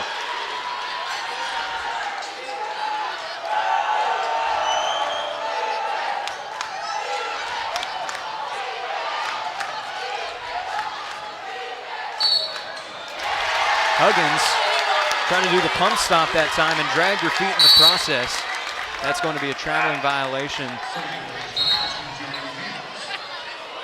You can tell that is just frustrating Henderson now, and has been frustrating Ouachita throughout this game, and it's going to be key to see who's going to win the turnover battle coming down the stretch. Lainey Mears looking to drive on the left side, kicks it out to Winfrey from the corner. Offline, Joey Babel with good hustle to keep it alive. She drives the baseline, going for the reverse lay-in. Doesn't go. Bassan brings the ball up the floor in just a 2-point ball game. Huggins puts it up from the mid-range, draws contact, and the Tigers have their first player to foul out of the ball game. That's Joey Babel. Yeah, definitely unfortunate for Ouachita fouling out of this game. It's also impressive to know, though, Chris, how long Babel stayed in the game. She had 4 fouls already in the second quarter, played significant minutes in the third and fourth, and found a way to stay out of foul trouble until this point. She's a reason why the Tigers are on top. Now her teammates are going to have to be able to fill in the gap left by her. Yeah, 6 points, 5 rebounds, a couple assists, and some excellent defensive pressure. They're going to miss it. Huggins is nothing but net on her first shot at the charity stripe. This next one is very important because it would tie up the ball game. On the way, rims in and out. So the equalizer will have to wait for Henderson State. The Tigers have a chance to pad on to the lead. Winfrey again from beyond the arc. And Chris, as you like to say, the bank is open. Another triple for the former Lake Hamilton Wolf.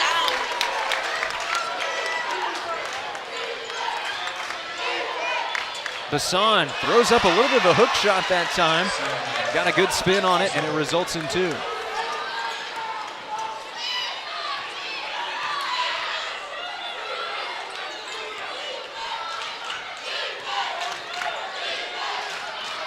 Pass down low to Grayson Fairless.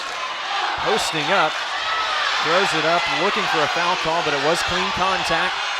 Second chance goes, and Ouachita's lead is up to 4. That sends Ouachita on its feet. And this place is rocking.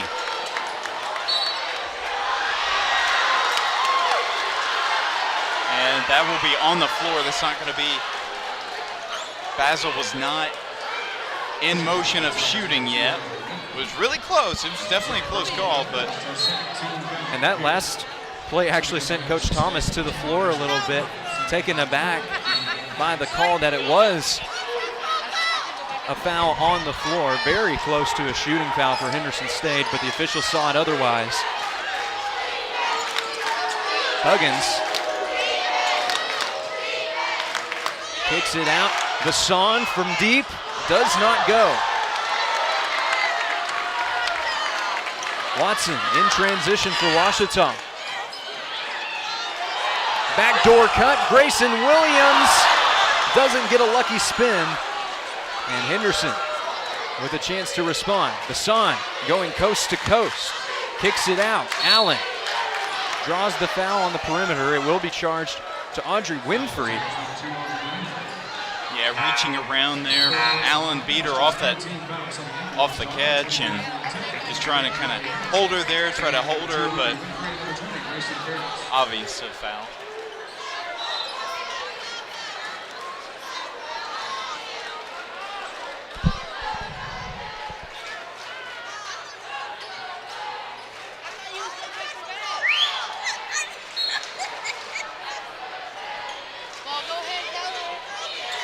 Inbound to Huggins.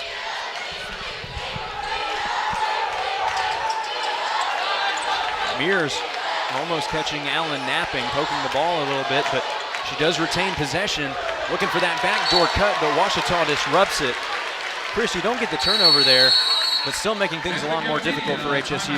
Yeah, and then bringing the shot clock down to 6 seconds. So, again, great defense, almost as good as a turnover. Well, that takes us to the final media timeout of the game. So for that, we're going to send it over for Brody Kriegel for another sideline report.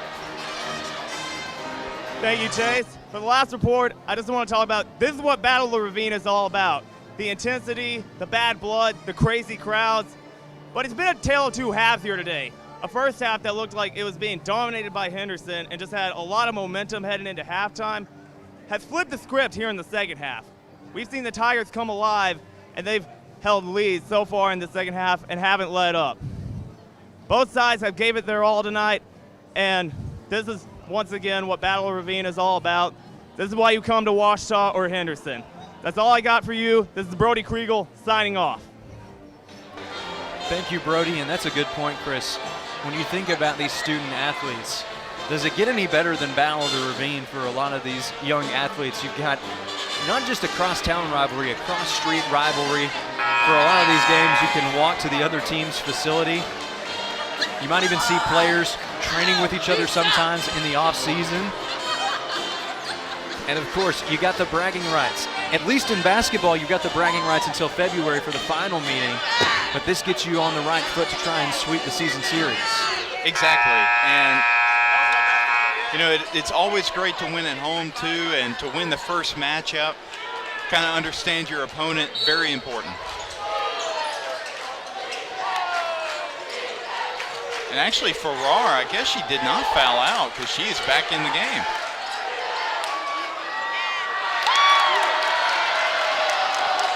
Ouachita kicks it out. Williams Send it to Harrison. Posting up. Rims in and out. Huggins with the board, trying to fight her way out. And they're going to charge Ouachita with a foul.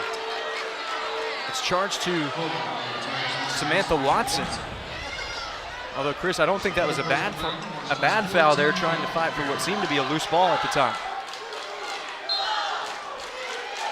Well, the problem with fouling is you foul on the opposite end of the court. It's not like you're about to prevent 2 points. You know, the team hasn't really established a possession yet, so not always the best place to commit a foul. Henderson State just one foul away from the bonus. That would be key in a tight ball game. Huggins, mid-range. Clutch shot. And with that, Coach Thomas wants to take a moment to talk things over, retain that momentum going into the final 4:05 of this ball game. We're going to take a break ourselves with 4:05 remaining. Your score, Ouachita 61, HSU 59. You're watching Battle of the Ravine on the Ouachita Sports Digital Network.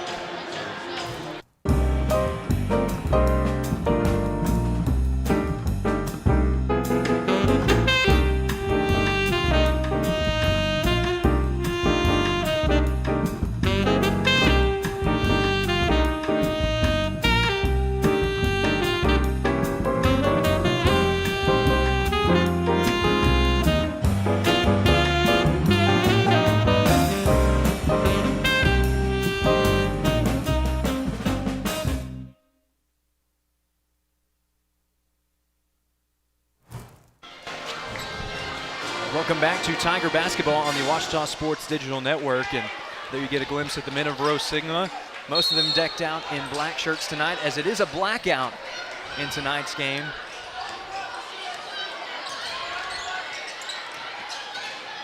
Tipton, fadeaway jumper from mid-range, fighting for the offensive board, can't get it.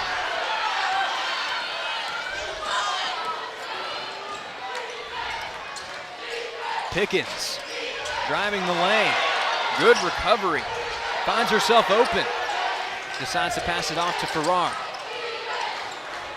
She pulls up awkwardly from mid-range, excellent hustle by Pickens, but Ouachita does secure the rebound.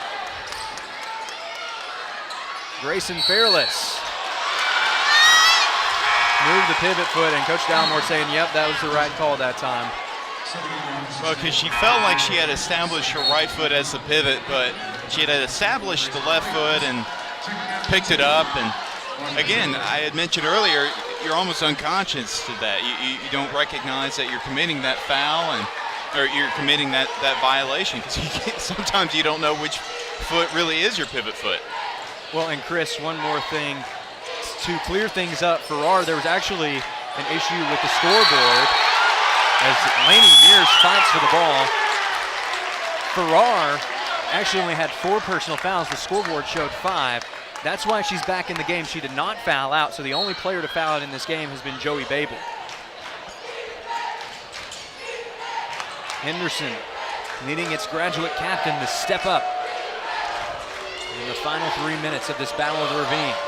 A one-possession game. Huggins with the left-handed finish, and we're all even. Well, you can tell Henderson is sort of shied away from the perimeter shot as well. They've been opting to just take it inside, and it's also worked well for them as they've gotten and tied this game back up. Foul called on the floor. This one will likely go against Bobby Basil. Called for a hold of Grayson Fairless. Yeah, Fairless was trying to back her down in the post, and sometimes as a post defender, you don't want to get too far under the basket, just get a hold of your defender, and it's usually a foul, but. Shot from just inside the arc, and Madeline Tipton steps up again.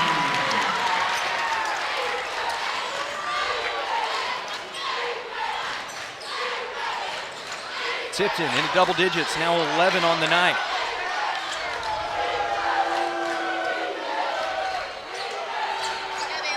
Edens looking to maneuver her way inside.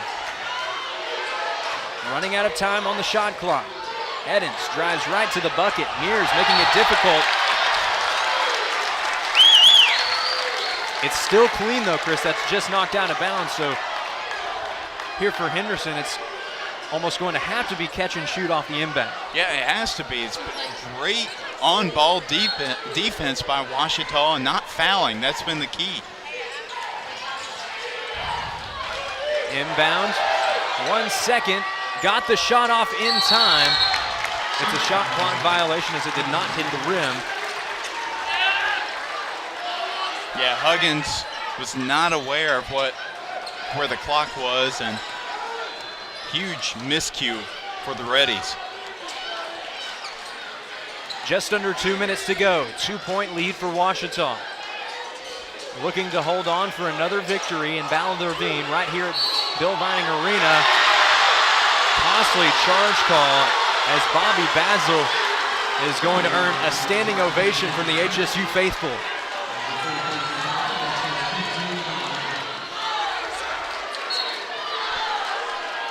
A smart play from an experienced player leads to the turnover, and now the Reddies are in the bonus.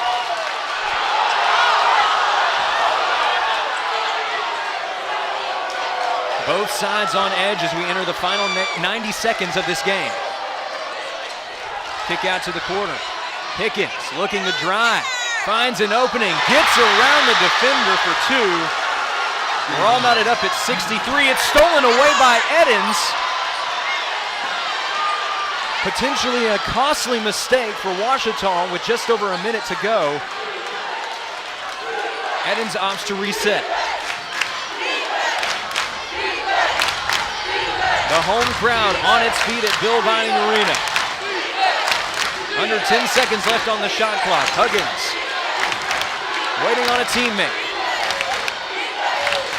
Edens running out of time, puts it up as time expires to take the lead. A huge shot from Edens, and now Coach Dallimore wants to talk things over. The Ready faithful, loud and proud on their feet at Bill Vining Arena, looking to take home the victory at Bill Vining Arena. However, Chris, still 45 seconds left and still anybody's ball game. 2 timeouts remaining on both sides, at least for the time being. It's hard to believe, but what you just saw on the camera angle there, that is the Henderson fan base. It's just starting to pack up, and you would think it's we're playing a game at the Duke Wells Center right now, but no, we're playing a game at Bill Vining Arena. It seems like a home crowd. I mean, it makes sense. Only 0.7 miles is the difference between the two arenas, so definitely going to be a hot game the remaining 43 seconds, but Ouachita desperately needs to get a good shot here. And you would typically think that Madeline Tipton would be the player you want the ball in the hands of.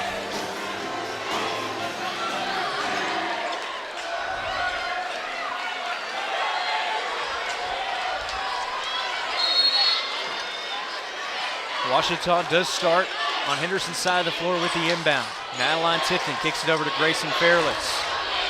Tigers want to wait for the best shot possible. Madeline Tipton double team, draws contact, does not go. Would have been a huge and one had it gone in.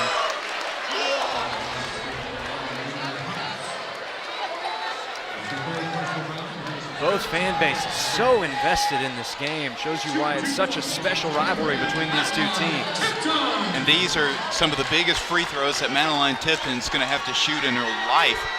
Shooting only 61% from the charity stripe. First shot goes. 3 of 4 so far today, so this is a huge free throw right here. Tipton looking for lucky point number 13. The equalizer goes. Now we're going to have a timeout from Henderson head coach Jill Thomas. And again, Chris, we don't have many games like this. Rivalry game, 35 seconds to go, just under that at 34.3. We're going to stay right here just to soak in a little bit more of this Battle of the Ravine atmosphere at Bill Vining Arena. The Ouachita crowd is on its feet. Henderson State is on its feet. Hey, there are a lot of great rivalries in this league, just with OBU alone. rivalry against Harding, Battle of the Tigers of ECU and Ouachita, and the Battle of the OBUs between Ouachita and Oklahoma Baptist, but nothing will ever beat the Battle of the Ravine because of the atmosphere like this. I don't think I could find a spot up in that section, and it's a good thing because we have the best seats in the house right now.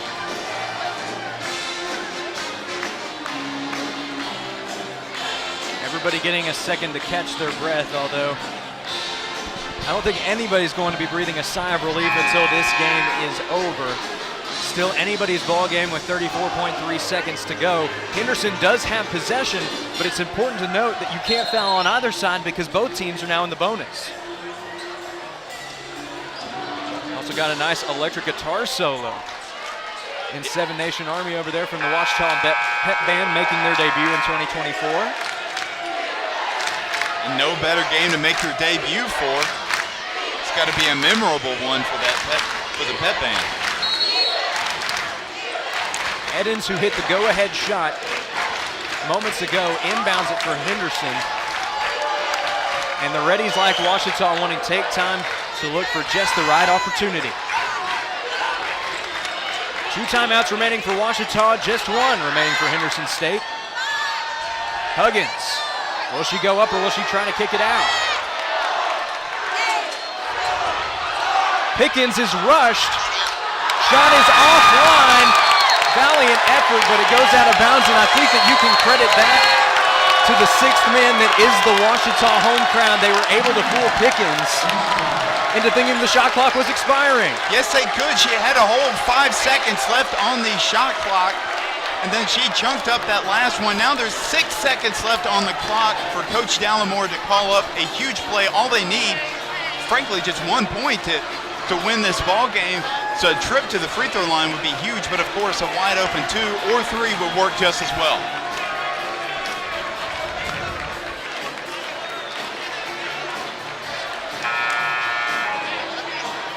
Jace, I got a huge question to ask you. Is your heart just a pounding?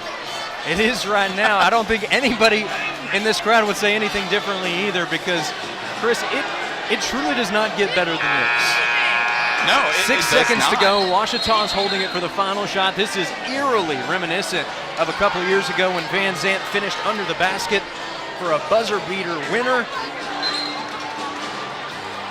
Ouachita with a chance to etch another historic chapter into the lore that is Battle of the Ravine.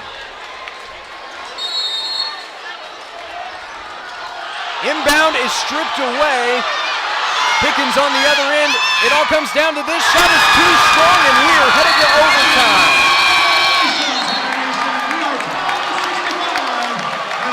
Well, that was great defense off the inbound by Bassan. I did not expect that at all. Just great hands there by the freshman getting that steal. Even though Henderson doesn't come away with the basket, it was a great job giving them another possession. Well, Jill Thomas is pleading her case, never one to shy away from standing up for her players. But regardless, we are headed to OT at Bill Vining Arena, and Chris, I think that the crowd at home has earned a break after the excitement that we've seen, but don't go anywhere. We've got free basketball right here on the Ouachita Sports Digital Network after this.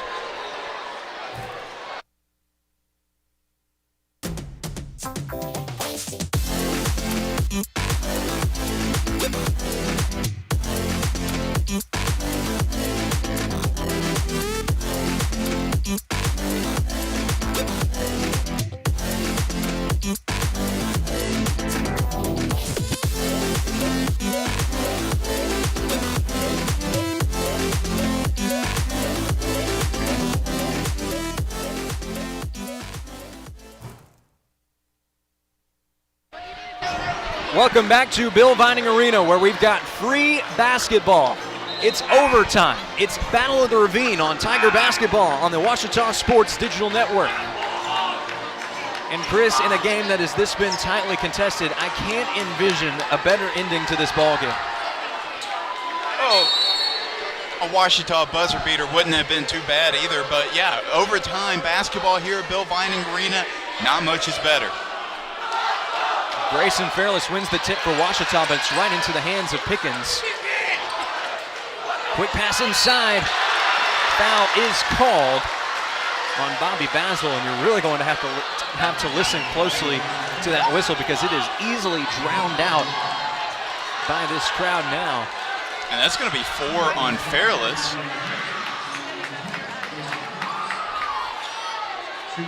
That's her 5th, actually, Chris, according to the updated scoreboard. So that is the day for Grayson Fairless.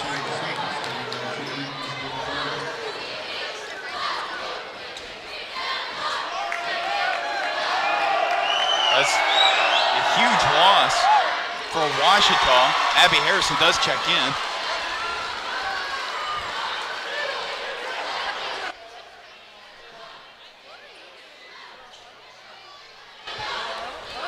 Bobby Basil looking to go 2 for 2 at the charity stripe. She does exactly that to give the Reddies a 2-point lead early in overtime.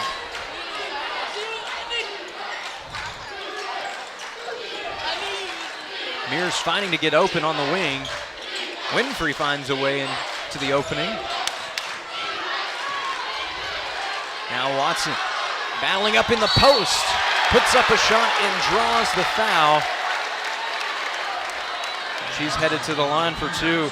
Chris, this has been a breakout game for Samantha Watson. Looking at her numbers tonight, 12 points.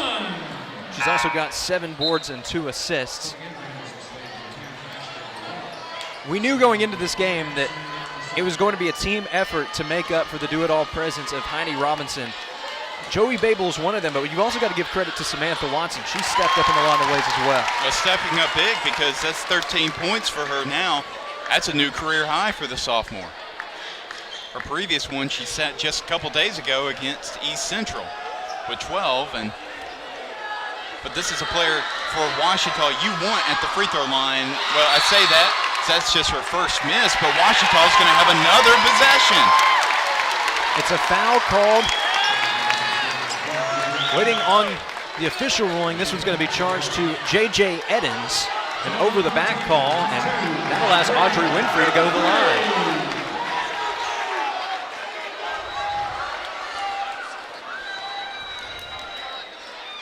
First shot is online for the former Lake Hamilton Wolf. Sophomore class stepping up in a big way tonight. Audrey Winfrey, Samantha Watson, as well as Madeline Tipton, who sunk the free throws to send this game to overtime. That last free throw from Winfrey gives Ouachita the lead with just about half a minute gone here in OT. Farrar swings it over to Eddins.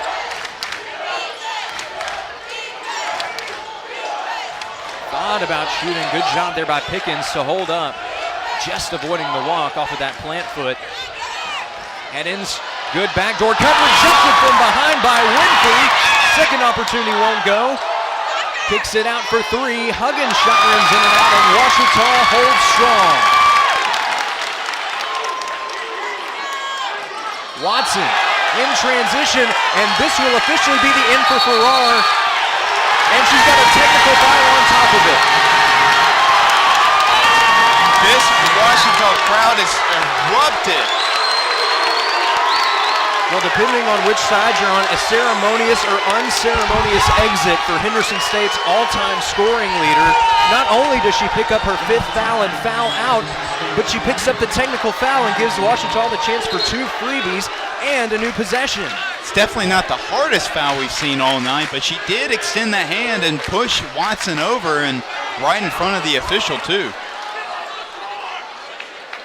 Kind of an easy call, and Farrar noticeably frustrated, trying to plead her case, and said something the officials did not like.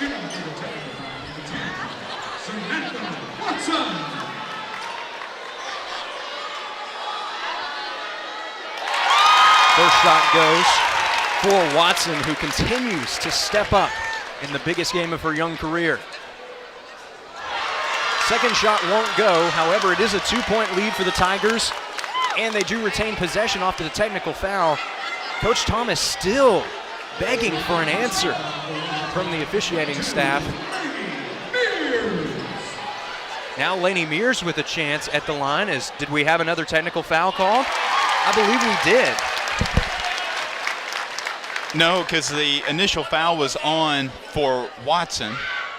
It was a 1-and-1. She made that first free throw, and then now that was the technical free throws. Of course, you want your best free throw shooter shooting those shots, and of course, Lainey Mears, the 91% free throw shooter. Good catch there, Chris. So yes, 4 free throws. The first 2 for Samantha Watson were for the ones on the floor. Tack onto that the 2 from the technical foul from Farrar. Mears converting on both.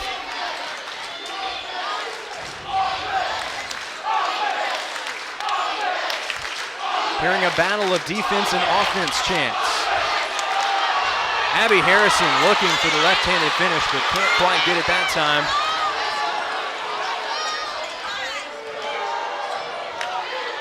Pickens driving. Foul is called on Lainey Mears.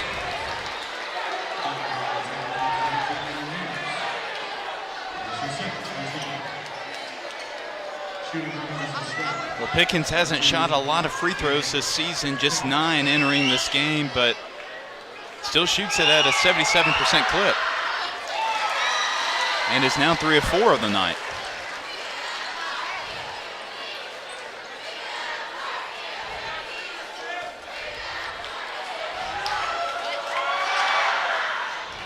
Second shot will go down for Jada Pickens, so it is once again a 1-possession ball game.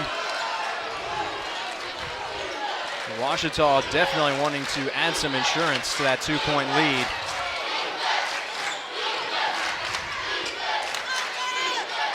Madeline Tipton finds a way to finish for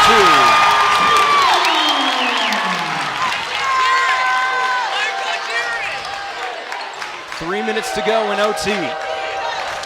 Now a 2-possession lead. Eddins doing a good job there to secure the ball. Huggins from deep. Nothing but net. And one of the biggest shots of the night.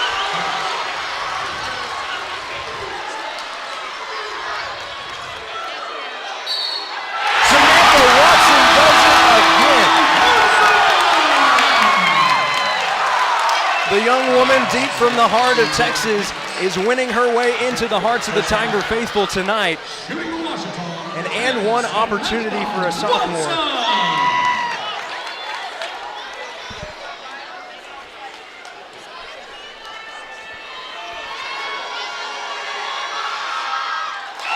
And Watson steps up with the and one. No surprise there based on her performance tonight. We're reaching the midway point in overtime, and the Tigers hold a 4-point lead.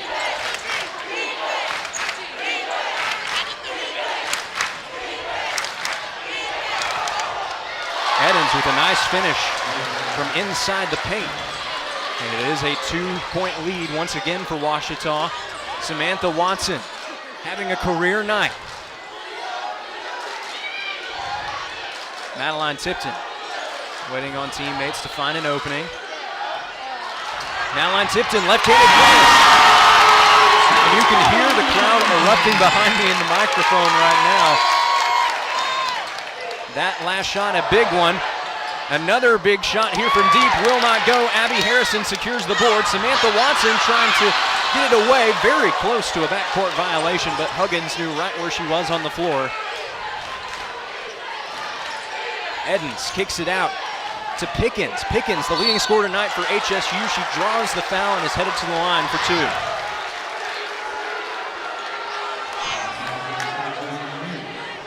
Well, Chris, we mentioned that it has been a standout night for Samantha Watson, but it has also been a career night for Jada Pickens. Her last battle of the Ravine at Bill Vining Arena as a senior, and she has stepped up in a big way, including that last free throw.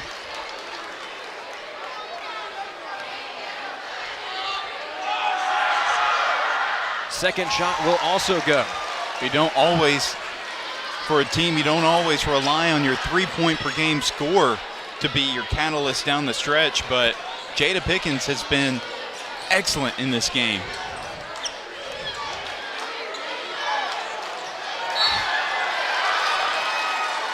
Ball is heading back Henderson State's way in a 1-possession ball game. 81 seconds to go in overtime. Pickens bringing the ball up the floor. Looking at her totals tonight, she's got 22. That is a career high for the senior.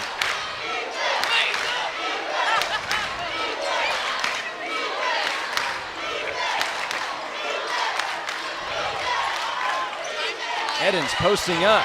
Size mismatch. Shots too strong. Mears in transition, trying to finish with the left hand. Bounces around and goes down.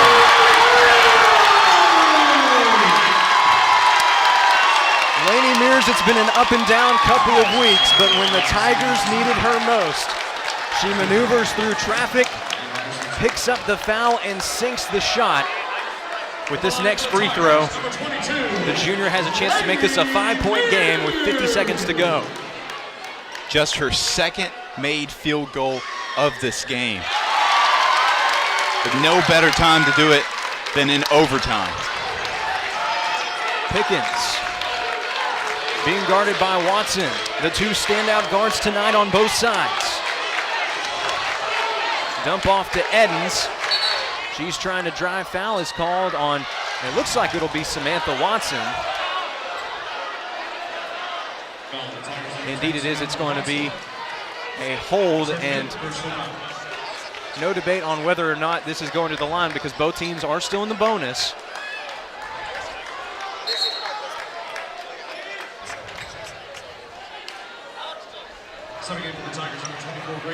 Looks like that might be the night for Samantha Watson. We've had some issues with the stats tonight. Yep, that is her 5th personal. Her night is over, but what a night it was. Career high 17 points, along with 8 rebounds, 2 assists, 2 steals. Huge performance for the sophomore.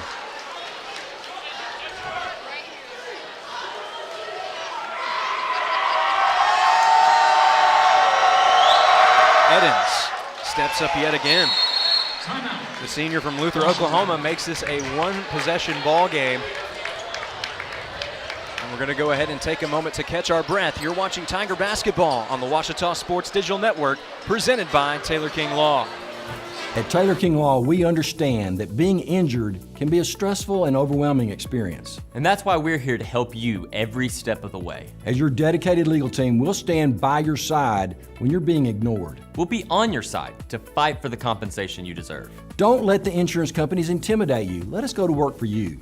Call us today and let us help you get back on the road to recovery. On your side, by your side. When you've been injured, we're here for you.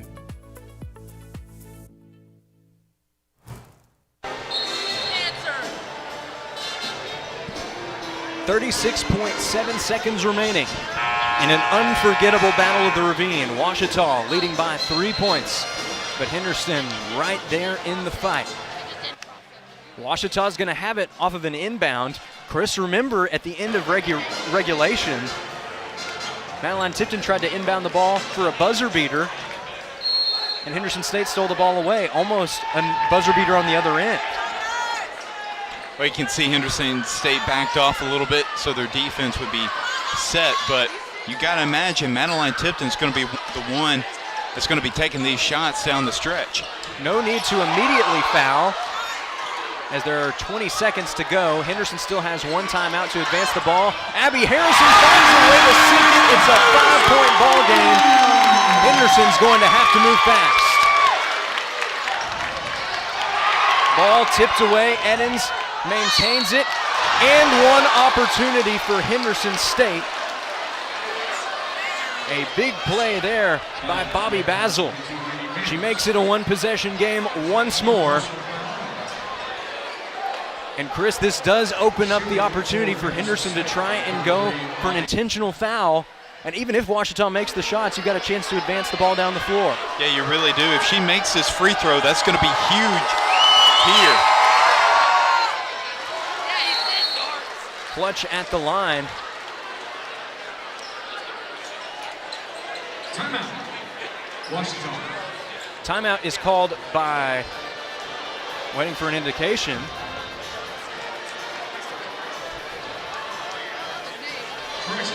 It's a timeout called by Henderson, and Chris,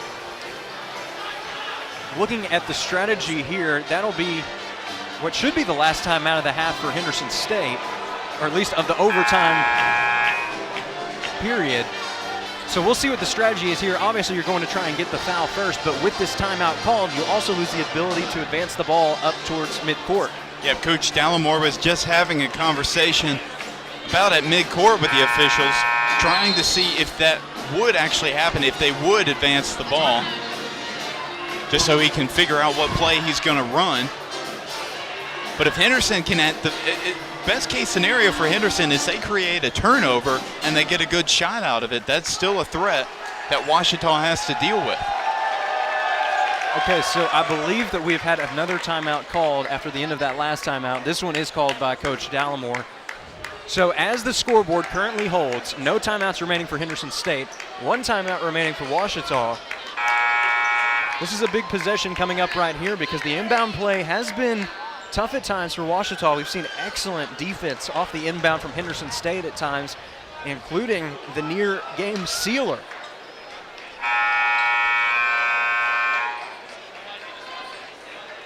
Well, actually, Henderson just has the one timeout. Ouachita has 0, so an even more difficult position for Ouachita to be in, but they have to just get it in and make their free throws.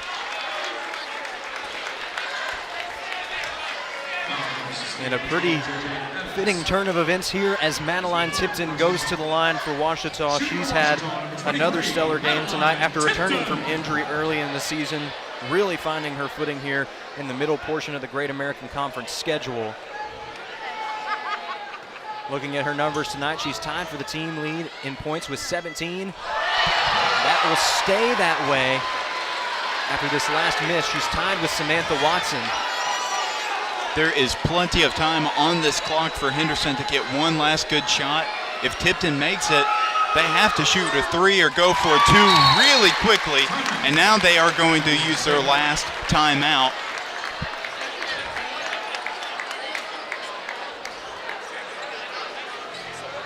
I personally think that Henderson's probably going to go for a 3, and I can't imagine that they would put the ball in anybody's hands other than Brinley Huggins. She shot the ball well from outside so far today. Well, I'd say she shot the ball well. She's 2 of 10 from the three-point line, but she's been one of the more effective three-point shooters for Henderson. Now, if they don't do that at all, if they don't listen to my advice one bit, they're going to try to attack the basket really quickly, and it's going to be with Pickens. And if that's the case, Ouachita has to not foul. That is the priority for Ouachita on defense. Do not commit a personal foul. Well, and I just saw a Henderson State fan indicating to the Ouachita side he's got the ice in the vein sign going, and then he had the 3 going up his arm. He thinks that this is going to be a game-tying 3 right here for the Reddies.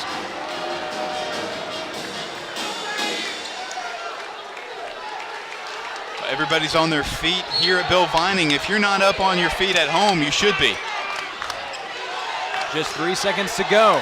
Got to take a shot. Here it is. Throws up a prayer. Makes it as time expires. Ouachita in disbelief. Henderson in a frenzy. They're going to take a look at it, but I think it's good, and I think we're going into double overtime. It all depends on this review, but as you mentioned, Chris, I think they got that call right on the floor.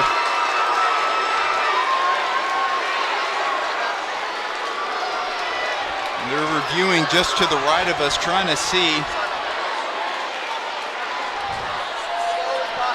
if this stands. Welcome to Battle of the Ravine War, Sam Basson, the freshman in her first ever Battle of the Ravine, steps up with a triple as time expires. You can practically hear the eruption from Allen, Texas from here. Representing she her clearly hometown gets well. that shot off with more than a second remaining. Just a precautionary measure that they have to do. And it will be double overtime here at Bill Vining Arena. And her night is long from being over.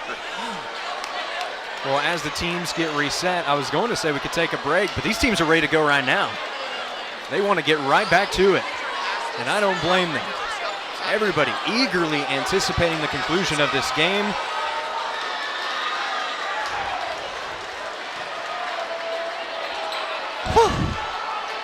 Just got to let out a little bit of a sigh there. Man, this has been one heck of a game.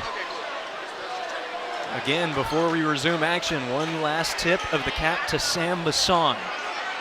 The freshman steps up with the triple to extend this game at least 5 minutes more.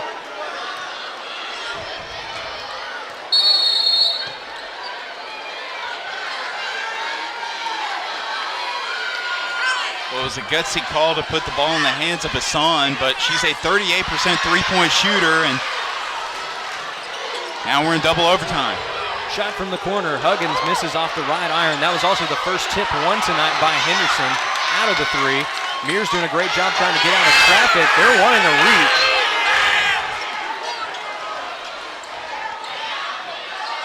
Kicks it to Harrison. Harrison posts up. Shot is offline. Yeah, she's had a few of those where she's had a good opportunity, a good look inside, just can't get it to go. Sam Bassan almost stepping up with another heroic play. Instead, it's heading Ouachita's way. Grayson Williams, bit of a hesitation, kicks it out to Winfrey. Madeline Tipton from the logo, no good.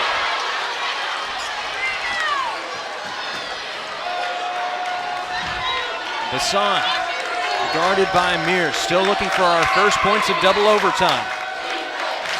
Just know that every shot from here on out is going to be huge for either team. And every possession has to be valued so preciously. Looking for the right-handed finish, draws contact, and Pickens is heading to the line for a chance to record the first points of this period. Chris, it has been a career night for the senior out of Conway, Arkansas. Up to this point in the contest, we might have to update her scoring numbers here momentarily, but for the moment, Pickens sitting at 22 points, shooting 8 of 15 from the floor, and just one miss at the charity stripe. That last point puts Henderson up on top by 1. And not many times can you say that you are watching one player's game of their life, and that is exactly what it has been for Pickens. 3:30 remaining in double overtime. Tipton, pass down low to Winfrey. Good ball movement. Winfrey draws contact, sinks it for the and one.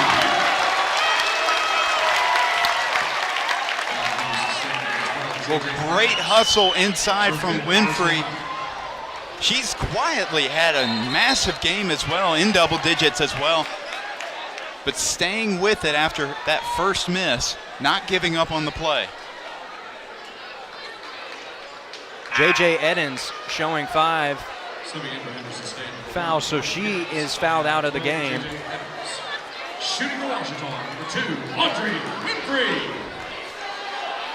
Well, that's another huge loss for Henderson State. Had 8 points in this game, and that's a huge miss by Winfrey. Reddies bring the ball up the floor. Looking to take the lead. Right back. Bassan driving, kicks it out. From the mid-range. Gittins doesn't get it.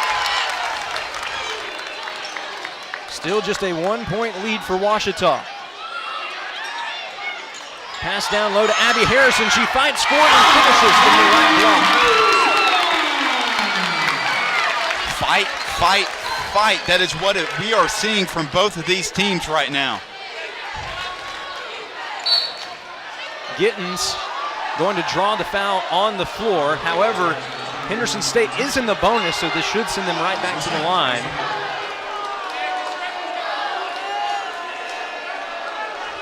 Shooting for Henderson State, number 1, Tori Gittins. This is just the second free throw for Gittins in this game. She did make her only one.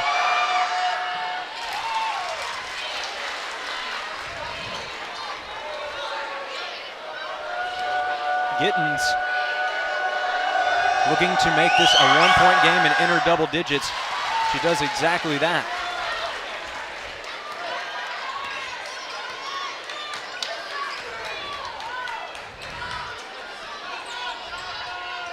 Midway point of double overtime. Audrey Winfrey draws the contact and will head back to the line. It's hard to believe that there are still more fans filing in from the Henderson and Ouachita sides. Shooting two for Ouachita, number 2, Audrey Winfrey.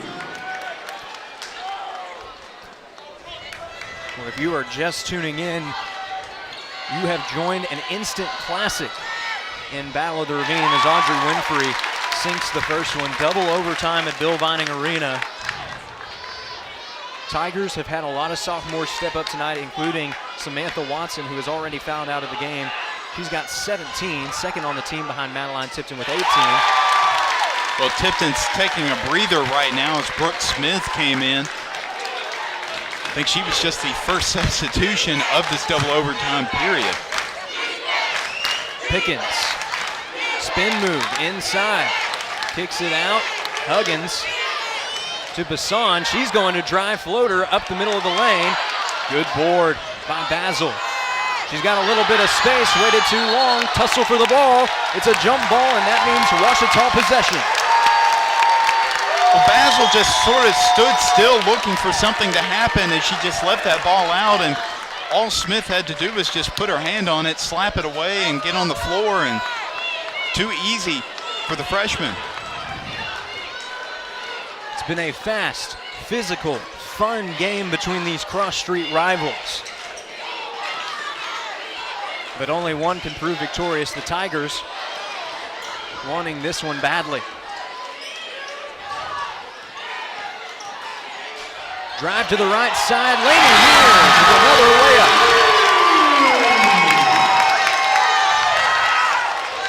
Henderson erased a similar deficit in the final minute. Abby Harrison is charged with a foul. The Ouachita faithful thought that was a highlight reel block. The official saw it differently.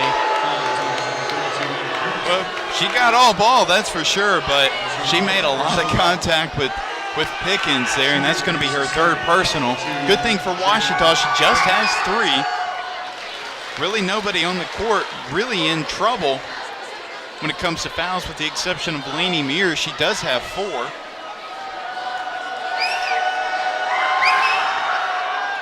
Pickens continuing to build on a career performance. 25 points, 9 of 11 from the charity stripe. Also doesn't hurt that she's 8 of 15 from the floor.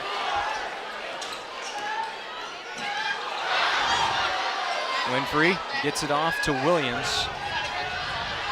Tigers taking time, knowing that you don't have to rush anything. Well, now you got to start to rush for a shot.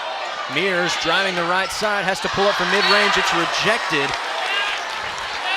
That is Sam Bassan. Wouldn't you know it, the freshman steps up again for Henderson.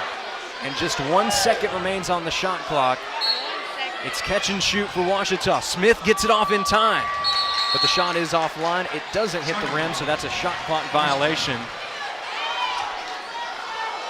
Well, this is a great situation for Henderson to be in right now. Just down 3, got plenty of time to make a play. Bassan kicks it out to Pickens. Back to Bassan. She thought about that equalizing 3. Pickens picks up her dribble, kicks it down low. Here's a shot from deep. Bassan does it again. 35 seconds to go. The Ouachita faithful wanted a traveling violation, but it does not matter. It's still 92 all right now. The Tigers hold the ball. 4-second difference between shot clock and game clock. This is what it's all about. Coach Robert Dallimore wants to take a moment to talk things over, and as he does that, we are going to take a break ourselves. You're watching Tiger Basketball on the Ouachita Sports Digital Network, presented by Taylor King Law. Captain Henderson House. We're a home to call your very own when you're away from yours, with a porch to end your night on, surrounded by friends, sharing stories and old times, and a yard with memories of summertime weddings and picnics after the game. We are so thankful for the life this house has seen for nearly 150 years. Come stay with us and join in on our stories. Captain Henderson House, Inn and Events. 14.6 seconds remaining in this instant classic between heated rivals, Ouachita and Henderson, fighting for bragging rights and for better positioning in the GAC standings as we reach the midway point of Great American Conference play. Laney Mears going to inbound the ball for Ouachita. Madeline Tipton does check back in for the Tigers. Top shooter for Ouachita tonight. No surprise to see her return to the floor. We'll see if she can drive and create a shot. Tries to kick it down low to Harrison. It's stolen away. Golden opportunity for Henderson in transition. Pickens sinks the shot. 4.8 seconds remaining. Williams going down to the other end of the floor. Going to have to put up a shot as time expires. Rims in and out. And Henderson State breaks the hearts of the Tiger faithful.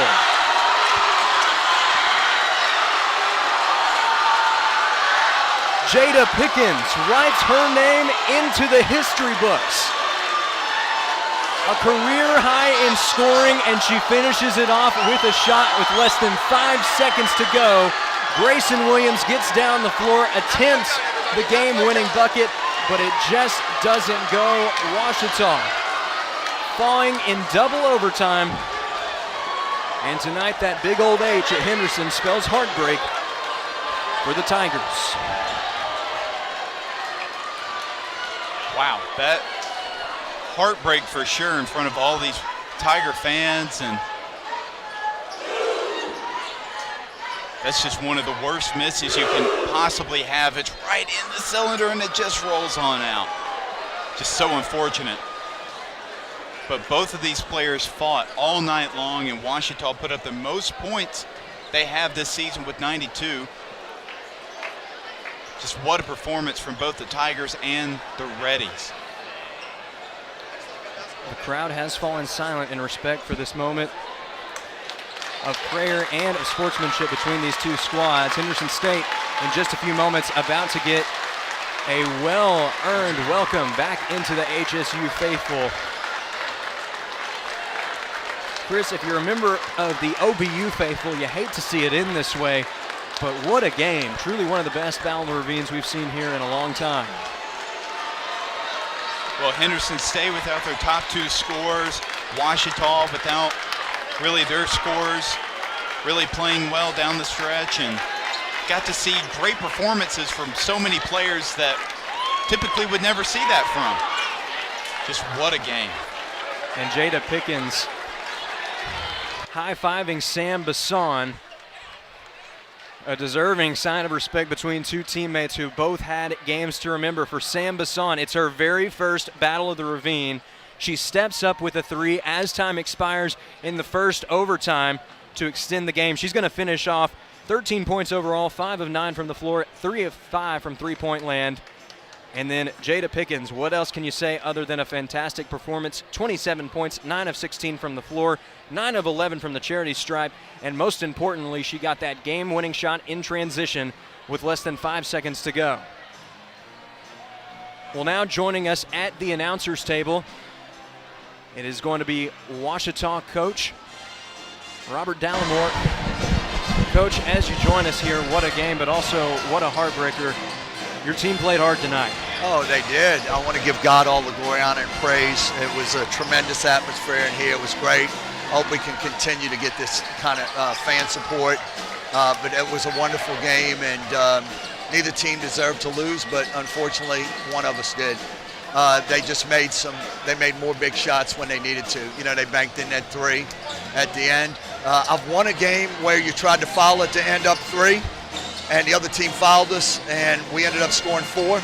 My son lost a game up 3 trying to foul, and they hit it, and the kid banked it in, and they lost. So that's why I've always believed in making them take a tough shot, because if the way the refs were calling the fouls, if we foul them when they're getting ready to shoot it, we could lose it in that first overtime. So that's why I didn't foul at the end, because I've seen my son lose, and I saw my team win with that strategy. So it's worked for 33 years, but today they got me. That's the first time it's ever happened. So Well, Coach, looking at this game, really one of the standout performances was Samantha Watson, a career-high 17 points in this rivalry game. I think everybody played well. I think our kids competed their butts off. Just, wasn't our night tonight. They made the big shots when they needed to down the stretch, and we missed some critical free throws as well, and we just didn't finish the job. We all got to be better. Well, and Coach, you mentioned being better at the free throw line. What are some other takeaways that you hope the team has from this game? Oh, just keep battling. We battle like that, we'll be fine.